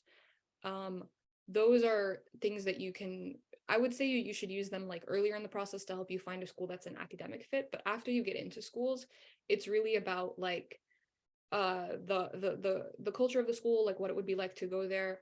So like you can use a simple Google search to find information about how big the school is, like where it's located, like and basic demographics, which are things you should consider. Like some schools that have a, bigger class sizes, bigger student body, have a different vibe from like smaller schools that might pay more individual attention to students. But then beyond that, to know what it's actually like, I highly recommend, if you can, especially if it's local, to visit the school and to meet students there. But a good alternative for that is also like just YouTube videos. There are lots of people who post videos that are like day in the life of a blank student. And Right. that's something that like I and other people like I've heard enjoy watching. Like if you're interested in a school, like day in the life of an MIT student, day in the life of Brown. And they're Yeah, just I think there's really no substitute for going to the campuses. So I highly recommend. It's one of the best bonding experiences you can have with your parents is to go on a road trip. I still remember going with my dad and visiting colleges. I think it was the summer between junior and senior year, and they're really sweet memories that I have from that time. Lots of schools also have fly-in programs where you apply to it, but if you qualify, then they'll actually fly you into the school. Yeah, this is a big question. A lot of schools, not only is it beneficial for you to get a sense of the school, it also helps you get in if they track demonstrated interest, which is something that many schools do, where if you've opened their emails, if you've gone to an information session, if you've just shown a lot of interactivity with the school, then some schools factor that into their admissions decisions and so on. What is the date that early decision applications start? So the Common App went live on August 1st. So technically, if you were like ridiculously prepared, you could have submitted by now. However, what people usually ask is when are they due?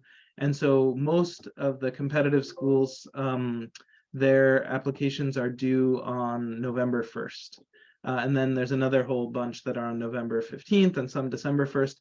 But if you're aiming for the top schools, they're almost all November 1st is when they're due. And that's why this course that I'm offering is structured from essentially it's just September, so that by early October you're in really, really great shape. Because you'll see, I don't know, there are a lot of procrastinators in high school students, surprise, surprise, and a lot of people don't get really serious about this project until the last few days. And from a guidance counselor perspective, it's just too bad because I was here all 5 years to help you, and you waited until October 29th to like get serious about it. Sorry, I don't I have a family, anyway. Let's keep going. I'm not bitter. I feel like one of the most complicated things in the college essay is finding memories from the past that you can write about. What are some good tips and things we can do in order to come up with experiences that'll be good to include and talk about on the college essay? Well, I have an idea on this one, but you want to? Sure. I mean, one thing that I recommend is talking to somebody else. I think we often don't realize, like, when we tell a story, how crazy it is and like how unusual it is, like that, like we don't realize that something that is like normal in our lives is very interesting to somebody else. I'll be right back. Okay. I'll keep them entertained. So like when I was first starting off at MIT, I would like tell stories about like stuff that would happen normally at Noor, and like it would be like very surprising and unusual to my friends, and it like took me a while to realize that that is a unique experience. But generally, like you just don't realize like what experiences of your life are special because you're so used to them.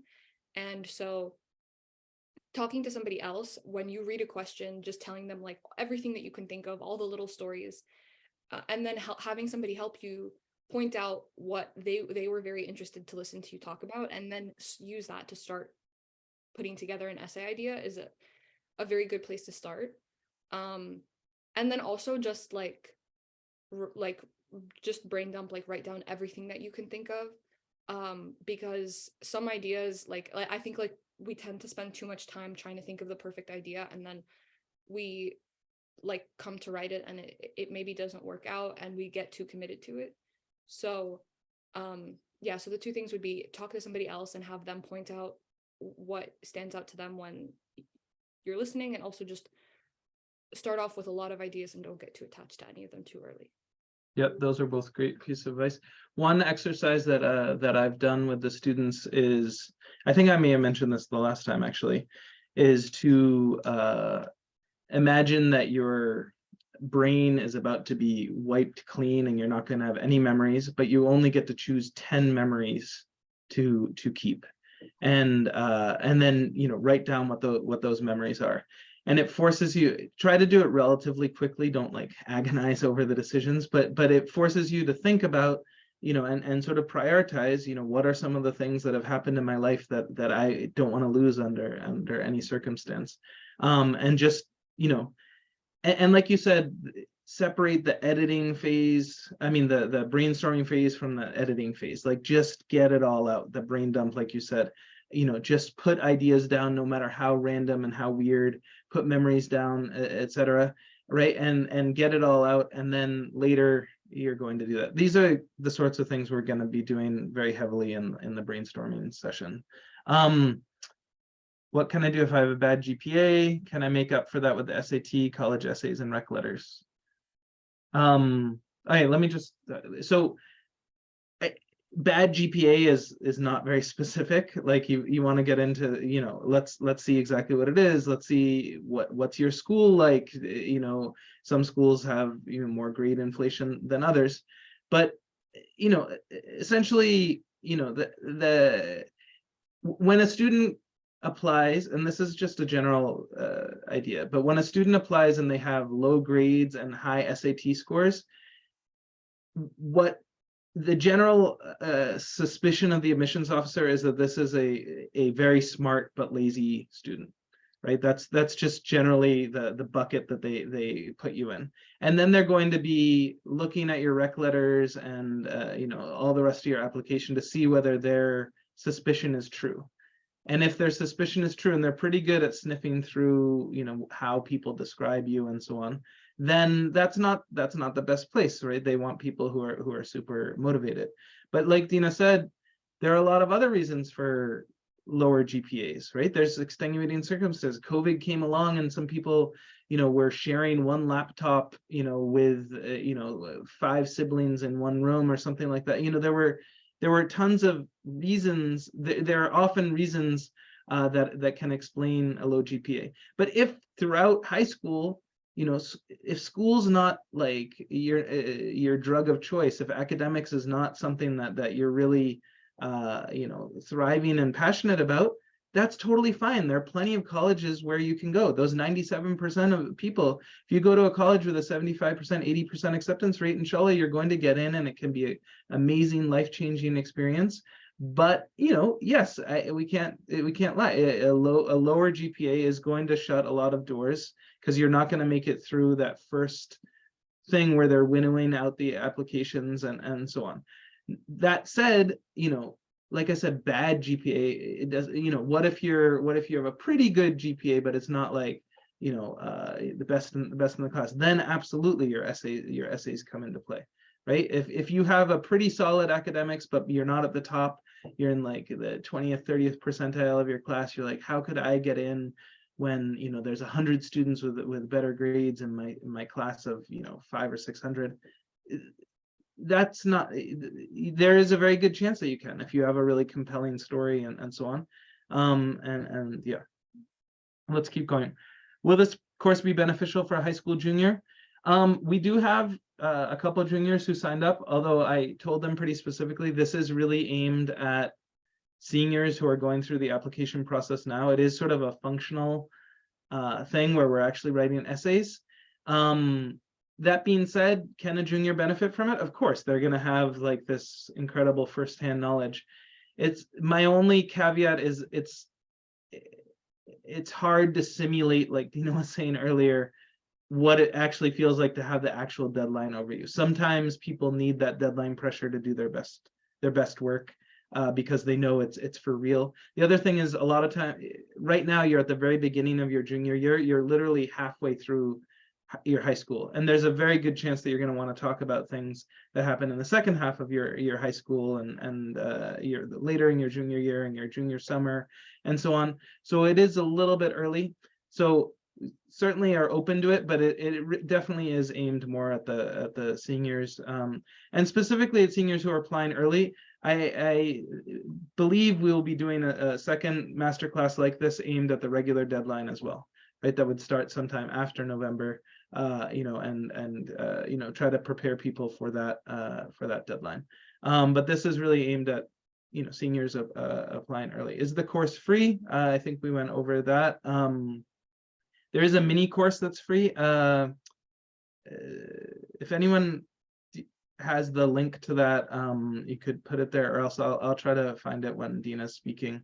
There's a mini course that's free that has 5 Muslim college essays that worked, written by different authors, and then I go in and I break down why they worked really well. And so that's definitely an option. But like I said, I do. I don't want people to say take a course because it's free because, oh, he said you pay what you can. But I'm not lying when I say, yes, I want you to pay what if families are struggling financially and this, then absolutely, people can take it for as little as free.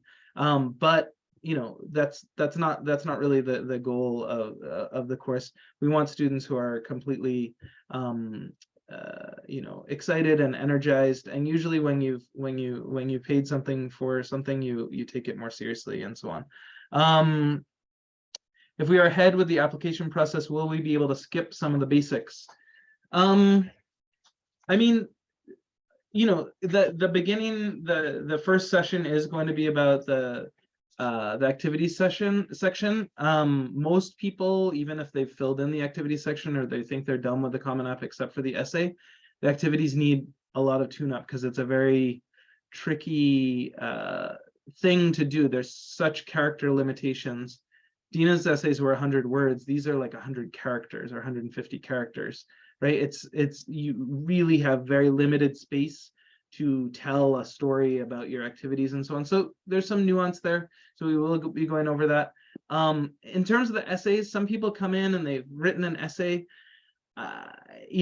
Sometimes, you read it and you're like, oh my God, this is incredible. Like if Dina had come with those essays to me and said, hey, I want to take your class, I'd be like, I don't know how, these are going to be tough to improve.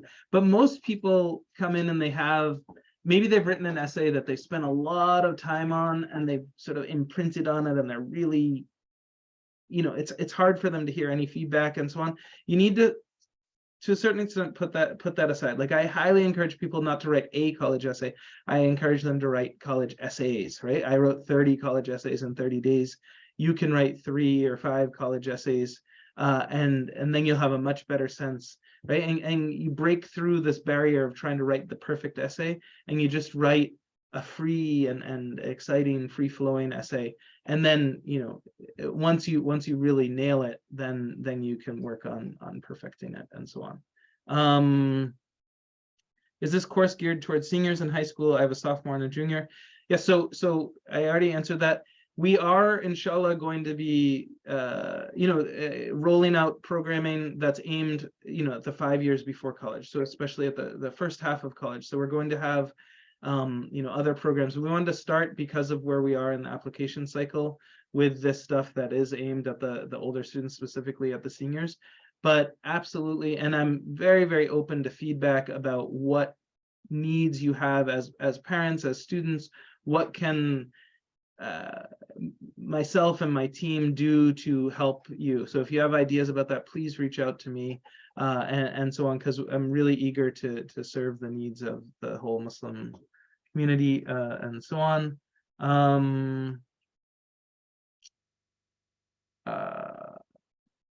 Thank you so much, Dina, for sharing her amazing story, and to Brother Hamzah for putting this together. Would this help with the application to MIT only? So actually, no. This is a little bit weird, mainly we're focused on the common application, because the common application is accepted by hundreds and hundreds of schools, and most of you will be applying either exclusively or almost exclusively with the common application. So so that's going to be the focus. The MIT was just, because of Dina and who she was. Is it too late if I'm a senior? Absolutely not. This is exactly when you should be taking a course like this. I know it sounds unrealistic, but is it possible to start your bachelor's degree while in high school? Like when I'm a junior, and when I finish high school, could I try to switch colleges? All right, that's a good question. I think, Dina, you could answer that from the dual enrollment perspective, maybe. Yeah, so there is like a more structured program that exists at ANUR, but this is something that's generally available to high school students. So colleges in your area likely have some classes that are available for high school students. This is especially common at community colleges or like other public institutions.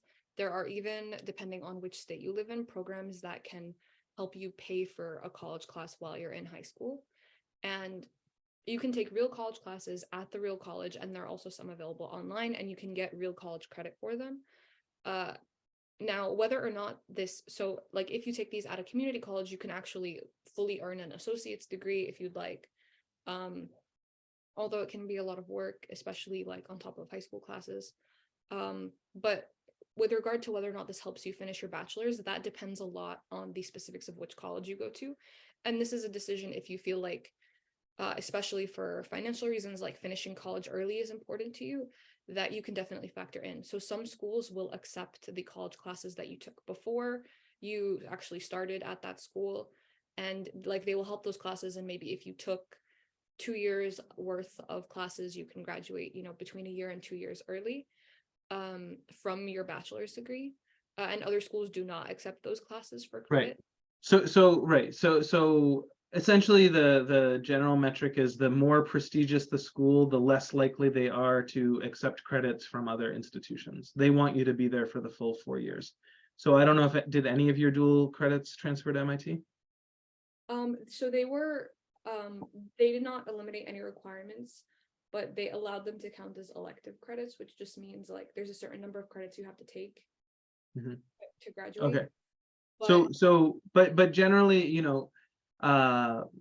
it's oftentimes if you go to a public university, like the students have gone to UMass Boston, some of them have graduated. Now at Elnor, we do have a very structured dual enrollment, 2 years of dual enrollment. They've taken many credits, but they've graduated in like 2.5 years. They've gotten a master's within 4 years of graduating high school. So it's definitely possible to start doing that. But again, if you do go to these super brand name schools, then it's quite possible that you wouldn't, your credits wouldn't transfer. Sometimes it isn't all about where you studied and if it was an Ivy League college, it is about what you learned and how you can apply that in life. 100% agree with you. Yeah, I have very mixed feelings. I went to Harvard myself. I don't know. Okay, I'll tell the story. Last weekend, I visited my father who has Alzheimer's. It's very difficult. He doesn't, really recognize people and so on. But when I was talking to him, he started asking me about where all my, nephews and nieces and children go to college, and and he said, no Harvard. And it was just, I was like, subhanallah, this is where this like elitist mindset was instilled in me, that even now in a state of dementia, he's still fixated on, these prestigious schools. So I think that was pushed down my throat, for so long. And I think that's true of so many people. And I really, really don't want to give off the impression, even though I'm a college counselor and I am trying to help you get into schools like that, that is the path, that is the only path to success. In fact, for some people, going to 2 years of community college and then transferring to a 4-year university, doing your final 2 at a 4-year university makes the most sense. It's going to be the best financially. It's going to set you up. For a lot of students, I'd say 20% of the students that I've worked with, college itself doesn't make sense. They're not ready for college, or maybe college is, they could learn a trade. They could be, an electrician or a plumber or a HVAC repair person. They're making tons of money by the time they're 20 years old. They're happily married. They're set for life. They're making a lot more money than an Islamic school teacher, for example.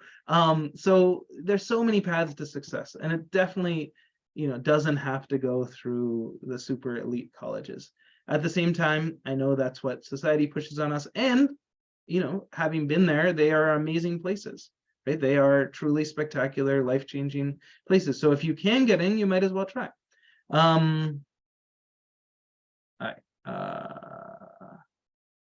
I came from Albania a year ago, and now as a senior student, I'm trying my best on college applications and getting to a high-ranked college. I don't have many activities that I can call major or something that was consistent throughout my academic life. The most participation I have are in religious affiliated programs and after-school activities. How would you recommend for me to utilize them for my application? I know that students are compared to themselves, to their experiences in life. So what can be a good way I can use these? Share any thoughts? I mean, I think with respect to I mean so what you mentioned is correct. Every student, I mentioned earlier that I was going to school with students who had been recognized at an international level and had much more impressive resumes than I did. But I think I, alhamdulillah, was able to be able to go to school with them because I maximized the opportunities that were around me that I knew about. And so if you talk about the religious activities that you say that you have been a part of, and you can write about them in a way that demonstrates what you care about, that can be a helpful way to utilize what you've already done. And as a senior, I wouldn't recommend adding a ton of things to get artificially to artificially inflate your application.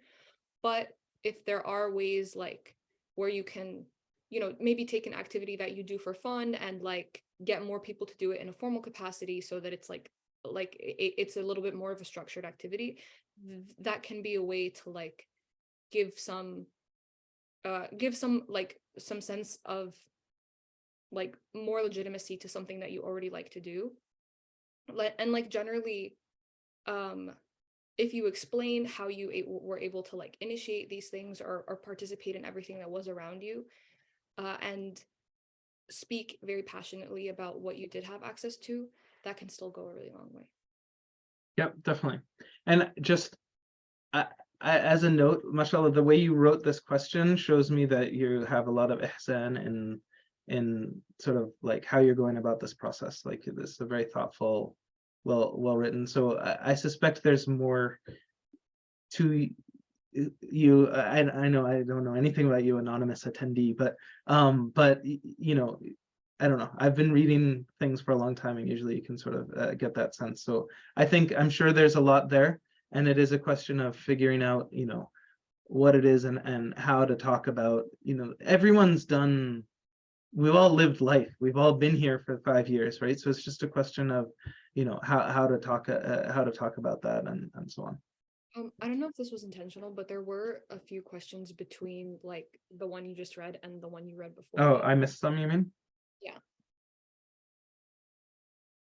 Starting from FAFSA and down. Oh, FAFSA. Okay. Yep. Okay, FAFSA. So FAFSA is the federal application for student aid or something like that. This has to do with financial aid. Financial aid is a whole nother topic. We will definitely do some programming around financial aid. It's a huge, very important topic. And there are sort of tricks and things that you need to know. And in fact, I would love to do a webinar with a real expert in financial aid, because I have some experience with it, but my own children haven't yet gone through it. I've never filled it in myself, so it's a big topic. I don't think we should go into it I too don't think much that right was a now. question. I think that was sent in when like someone asked about merit aid and you were trying. Oh, okay, sorry. What type of extracurricular or volunteer activities give an advantage towards admission into a top tier school? I'll give one that I mean, obviously there's so many, but when we worked with a college consultant, wonderful guy named Keith Wilkerson. He runs a college consulting firm of his own called College Thoughts. He gave a quiz to the students and he said, which activity, and I know you have it here at the school, which activity do you think is the most important, the most impressive school activity to college admissions people? And so people started throwing out answers of this and that, and finally someone said editor of the school newspaper, and he said bingo, that's it, right? And in fact, Dina was editor of our school newspaper. And when I look back on it, he said that and I was like, huh, that's interesting. I look back on it, every single editor of the school newspaper that we've had for the past like 5 years has gone off to an Ivy or Ivy equivalent school. And so if there is one activity that I highly recommend, if you have a paper, mashallah, we had a wonderful newspaper advisor, Allah yarhamu, passed away. But the students have continued. It's one of the really strong extracurriculars at Al Noor, very much student run. And the kids who are the editors are spectacular kids. So highly recommend it. More generally, I would just recommend the best extracurricular for you is something that you are interested in. I as I mentioned, explored a lot of different things, and after I got into college, that started started to seem like the things I did were like a template for what can be successful. And then like my little brother tried an extracurricular that I had done and he hated it and he did something else completely. And he was able to excel in completely different areas than I did. And still was able to find like his own success, alhamdulillah. And so I think like making sure that you do things that you're interested in, like if you have no interest in the newspaper, it's not the right thing for you. Like it's really important genuinely to do activities that you're interested in, and then within the like areas that you're interested in, the best like type of way to show that you are good at something, or the things that look the best are things that are competitive, or things where you can achieve some kind of distinction. So editor of the newspaper is probably a great one because it shows that you were distinguished among like the writers at your school. But general like things where you can have like a role in leadership tend to be very tend to be very helpful, and also things that are competitive in nature. So I mentioned that I participated in the Young Scholars Program, which has its own application process, and it helps confirm for the school that they should accept you if some competitive program in high school has already accepted you. Mm-hmm. Or if you compete in some competitive setting, which I also discussed earlier. So finding ways to be distinguished outside of your school. There are like local science fairs, writing competitions, all kinds of different stuff like that. So whatever you're interested in, like find a way that you enjoy to do it, and then look for ways that you can show that you are really, really good at it, and distinguished among other people who like what you like. Mashallah. I'm glad you mentioned Omar. Shout out to Omar. I don't know if he's watching, but mashallah, he's what, a junior now? Yeah. He's a junior at Brown, so he went to that school that you spurned. So at least there's an Atia who gets the Brown experience. But I do think it was a really, really good fit for him, alhamdulillah. Yeah, It was mashallah. No, I was so happy. I remember. Let's see. What weight would SAT have compared to other components that make up a college application? Since SAT is important for scholarships and for competitive schools, which one should I give more weight to as a rising senior? Big question. We talked about this a lot in the first webinar. Want to share anything about standardized tests? I don't know if I'm like qualified to talk about this anymore, just because like I applied before COVID and I understand the landscape has changed a lot since then. I put a lot of emphasis on the SAT and ACT. but lots of schools, including very competitive schools, don't require it anymore. Also, like the subject tests have basically completely fallen out of. They don't exist. Yeah, so I don't know if I mean I think like they're a good way generally to show at like a standardized national level that you are distinguished, Right. becoming less and less. So there was a time where a student like Dina, coming from a relatively small, lesser known school like ours, the SAT was very important to show that she's not just strong academic. Actually, I remember ACT was sort of what you ended up submitting, right? But not just that she excels within our curriculum, but that she can prove herself at a national level. COVID totally upended everything, because almost all the competitive schools were test required, and now they're almost all test optional.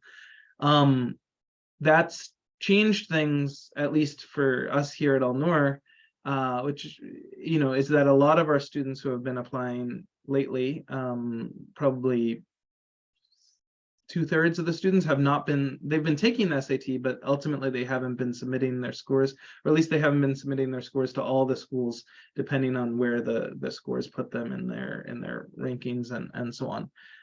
There's no doubt that doing well on the SAT and standardized tests is a feather in your cap. At the same time, I do take schools at their word that they are test optional, because I've seen the results of students who, if they had to report their test scores, probably would not have gotten into those schools. They didn't test that well. So Hamzah, it's actually a nice change. If you're good at testing, if it's a strength of yours, go for it. Try to do your best. If you just don't test well, and so on, I wouldn't kill yourself over the SATs anymore. Right? It's really, you can still apply to college. You need to look at the specific colleges. Some colleges are bringing it back. I know the College Board is scrambling. They're switching to an electronic format and so on. So there are a lot of changes. But it's one of those things that if you're pretty good at it, go all in. And if it's a real struggle, still take the PSAT, maybe take the SAT one time. But there's a decent chance, like you said, for some scholarships and so on, it might be a requirement for that. So do your homework, figure out what's needed at different places, and decide accordingly. Another one is SAT score, so I think we just covered that. How early to get ready for essays, and how old do you have to be to enroll in your course? Right, like a good question. I highly recommend from 5 years before college, but certainly, even in 9th and 10th grade, to start just thinking with the college essay in mind. Have some sort of a journal, even if it's not college essay.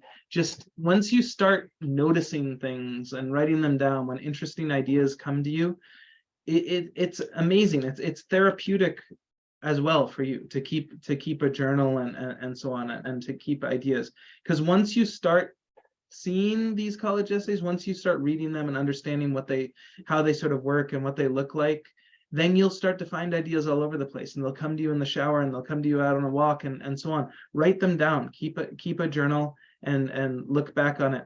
In terms of actually this course and applying to college, when it really, the rubber hits the road, is right now in senior year, senior fall.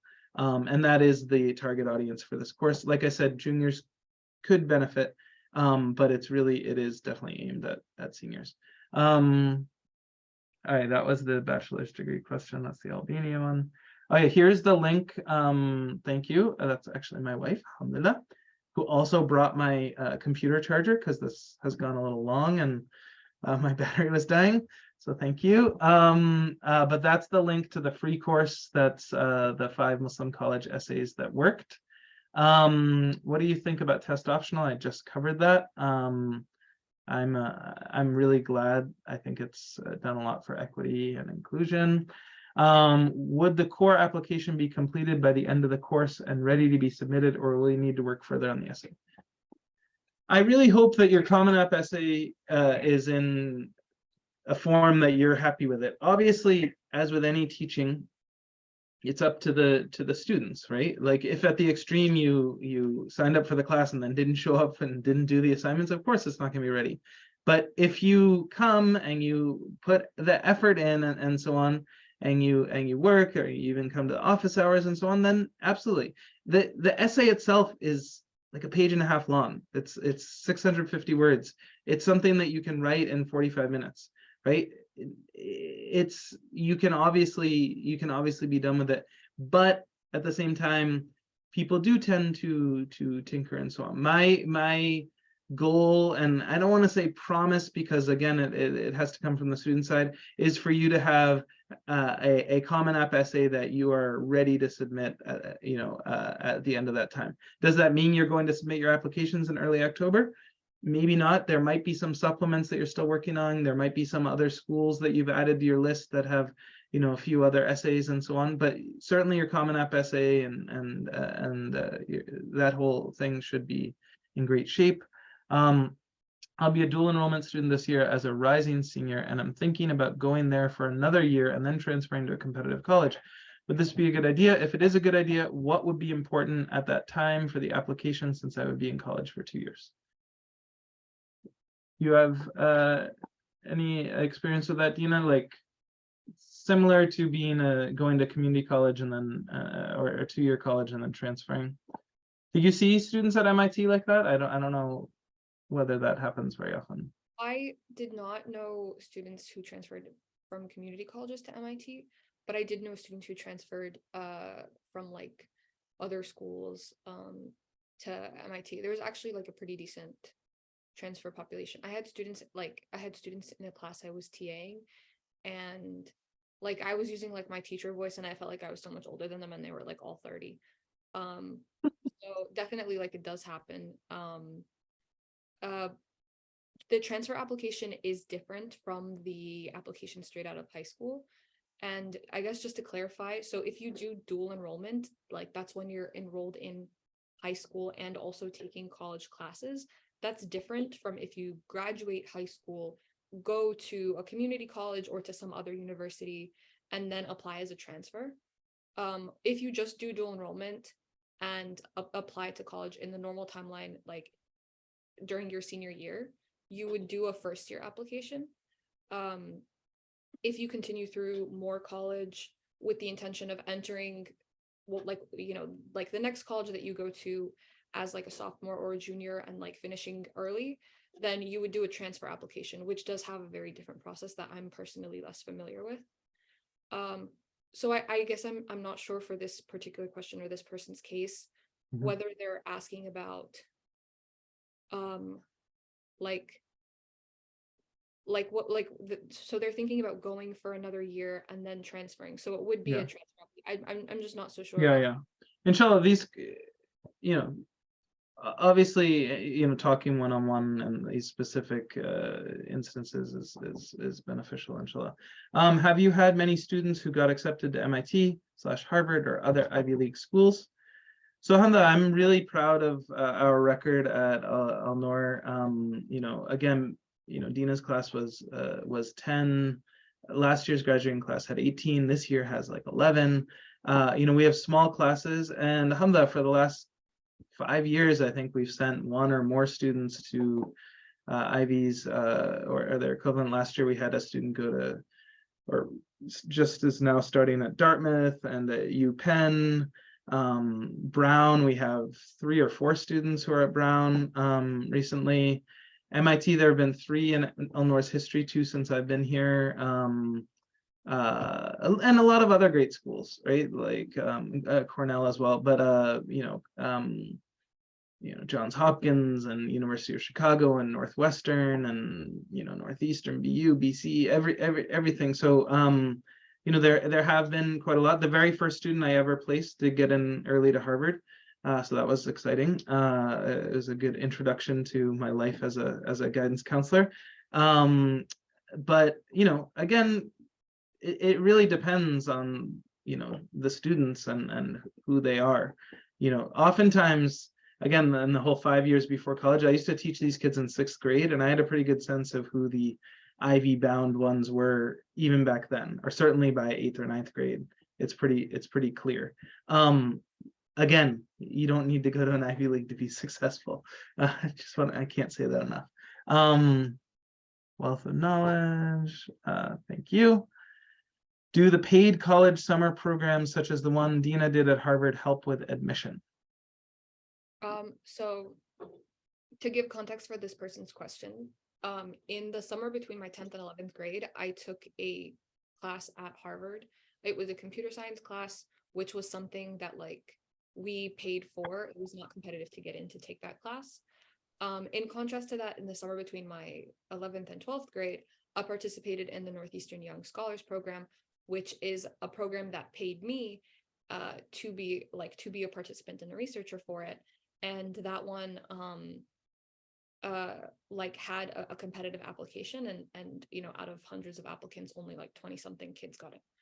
So the Harvard like program where we pay to take the class is something that can help a person's application, especially like for me, it helped me discover an interest in computer science, and I didn't have computer science classes like that were at that level available to me in like my normal classes. So it was helpful in that regard, but it was not as helpful as I thought it would be for me, like to show that I was like smart, because it's not difficult to get into. And like saying that you took a class at a Harvard extension program that anyone can go to if they pay for it is not as impressive as what I did the following year, which was to participate in a program that you actually have to get into, and where it's not just like anyone who can afford it can participate in it. Yeah, So I don't want to like, just to push back a little bit, that Harvard class that you took was an 8-credit class where they were doing like a year's worth or a semester's worth of computer science in a very compressed time period. And I remember how overwhelmed and stressed you were, but I also remember that you got an A in it, which, extension school or not, it is sort of like doing well on the SAT. It's showing that you're not just, and I remember writing this, I just reread your rec letter, you know, she hasn't proven herself just at Elnor, just at Quincy College, but also at Harvard. So, you know, it does, I totally agree with you that the competitive programs, YSP and so on are more, you know, do stand out more because of the competitive application process. But I don't think it was, I think it was very important actually, and you know, now you have 2 computer science degrees from MIT. So you know, whether it helped you get in, it certainly helped clarify your life mission. yeah, no, like I agree. So it did help me in that respect. It helped me explore the interest, and it helped me like start to develop the skill. But I just want to highlight that like an expensive program at a brand name school isn't what you need to show distinction. But you are right that, you know, taking a particularly challenging course and doing well in it, alhamdulillah, was a way to show distinction. But it's just not necessary to spend that much money. And I think if I had known more about like summer programs where you apply and you can get in out of a competitive cohort, I would have probably done that part differently. Yeah, I mean, there are a lot of free, like these massive open online courses, the MOOCs, and you know, other things. There are amazing resources for people who are just genuinely interested in learning. And even if those things don't show up on your transcript per se, the knowledge transfers and the like go-getterness of the student who's taking these classes that, you know, 1 or 2% of the students actually finish the classes that they start, you know, shines through. And you know, we certainly had students since I've been here at Elnor who have gone to Coursera or you know, the edX, or you know, these different programs, and followed it all the way through. And I certainly was able to talk about it on their rec letters, and those are free programs, and so on. So anyway, there's a lot there. In today's application process, if academics are good, do you think the good SAT score is advantageous to increasing admission chances? If not, what is the point of taking the SAT apart from affirming that you are a good test taker? So, you know, from what colleges are saying, they're test optional. That doesn't mean that if you submit a good test score, it doesn't help your cause, right? It does absolutely help your cause. So, you know, if at the extreme you get a 1500 on the SATs, which you don't need to get, but if you did get that, right, that, and you submitted that, that would absolutely, that would be a data point that they would take note of. It's not going to get you in. Harvard and all these schools love to, they like always publish the number of, perfect 1600 scores that they reject every year, just because they take great glee and like, that we just, it proves that it's not all about academics. But, that whole all, how does it go? All work and no play make Jack a dull boy. Some people who have those perfect SAT scores don't have a lot of other stuff going on. They're just academic robots that don't have a bunch of extracurriculars. Their personality doesn't really come through in their application. They're not going to do as well. So don't, if you're a parent, don't like sequester your child in like a room and don't let them out just so that they can study for the SAT, because you're actually preventing them from doing stuff that's probably more important. On the other hand, yes, SAT scores, good SAT scores do make a difference. We answered that one before, the GPA being low. What if your children are averse to writing journals or preparing in advance? What can a parent do to get their kids prepping for the college essay? Am I supposed to? Sure, go for it. Okay. Yeah. So I mean, I have tried to journal many times in my life. I'm the kind of person who will think it's like so exciting. I'll write in it for like 1 or 2 days and then I will inevitably forget about it. I actually was reorganizing like my bookshelf recently, and like these are just the ones I can grab with one hand of like journals I didn't finish. Like I just start a lot of new ones all the time. And I think it's always going to be like my thing. So not everyone like is like, I think a big takeaway from this is like, there are so many different ways to achieve success. If the specific advice that Brother Hamzah gave earlier of like writing things down to remember them as a way of getting started early doesn't work for your child, that's okay. I think instead of like trying to push them to the method of preparation that that you feel is like most like typical, I think finding out what your child does enjoy and what like gets them excited to keep doing more, and like what sort of energy like comes from them themselves is and helping them like foster that and grow that and be the best at whatever that is much more helpful. And then they like, I think like the a good strategy is to like be to excel at whatever their thing is in whatever way that like comes naturally to them for like 4.5 years, and then at the end figure out how to like wrap it up in a bow and like make a nice story about it. Yep, absolutely agree with that. I think the other thing is Dina couldn't have written those essays that we read if she weren't a reader, right?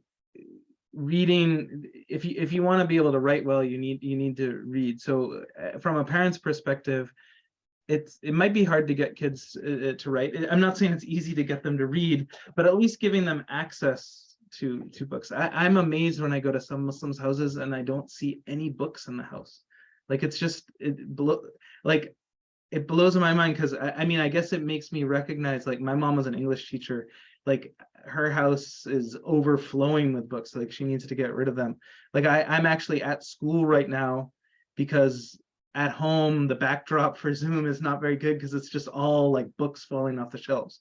And so just surrounding them with books, going to the library, getting, trying to have a culture of reading. Parents themselves, when they read, right, it has a trickle-down effect to the kids. So there are things you can do, but like Dina said, it's really about having those experiences over those first 4.5 years that the essays write themselves if you've done a bunch of different stuff and so on. Almost done. If I'm a senior and doing early college this year, taking Bunker Hill classes but getting credit for both college and high school, and can still participate in the high school activities, do I still do a normal college application? Also, do my credits earn transfer? Okay, so that means essentially you're a dual enrollment student, right? Which would mean that you're concurrently, simultaneously taking high school classes and dual classes, you are applying as a first-year student, just like any other students. You're not applying as a transfer student and so on. In terms of the credits, that's sort of what we tried to cover earlier. It's done on a school-by-school basis, and the general rule is the more prestigious the school, the fewer the credits will transfer. Doing dual classes or AP classes and other things and acquiring a lot of college credit ahead of time can certainly help you graduate from college faster, which saves you money and so on. But that generally does apply to, schools that are a little bit less competitive. Do you offer one-on-one sessions for high schoolers, not seniors? Oh yes, absolutely. I probably should have mentioned that. Absolutely. Like essentially the two things that I currently do are these online classes, these group type classes, and then one-on-one consulting. I have a website. It's just hamzahhenshaw.com. I'll write it in the chat. So I can't seem to ask a question. hamzahhenshaw.com. So if you go there, right, it says book a meeting and so on.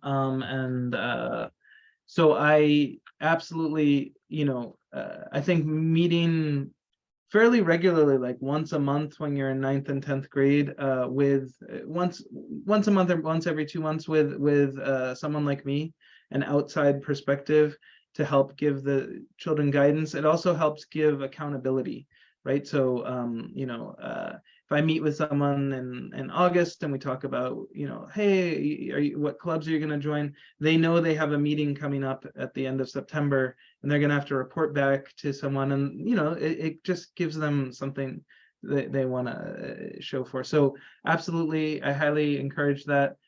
Juniors, especially, this is an important time where you start really thinking about college. But for the students earlier, 8th grade is all about figuring out what high school is going to look like and so on. 9th and 10th grade, you're laying the foundation for everything that comes from there. You're exploring interests and so on. So absolutely, those are things. And like I said, I will try to roll out some group programming for those age groups, but also the one-on-one consulting is always available. All right. You also, yep, one-on-one session. Yes, seniors is very important. There, it might be, the ideal situation, depending on budget and so on, would be to meet more regularly, because those are the most beneficial. That's like the real premium level service is where you're meeting. I can't tell you how much you can get done in an hour of a, one-on-one Zoom call like this, and so on.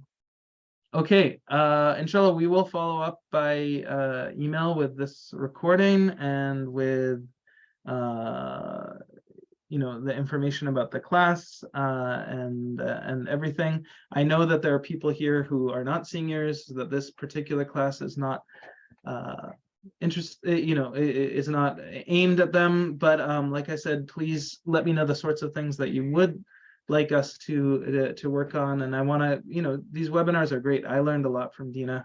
I never knew about that note she put on her phone when she got into MIT. The confused istikhara was something that stuck out to me about what you said. So I learn a lot, and so I imagine you guys do as well. And so I'm really thankful for Dina for taking so much time, and I hope that we can have her on board for this class, and I hope that some people can sign up, so that that we can make that all work, inshallah. Hi, Jazakallah khair, subhanallahi wa bihamdihi, subhanakallahumma wa bihamdika, ashhadu an la ilaha illa anta, astaghfiruka wa atubu ilayk. Assalamu alaikum wa rahmatullahi wa barakatuh.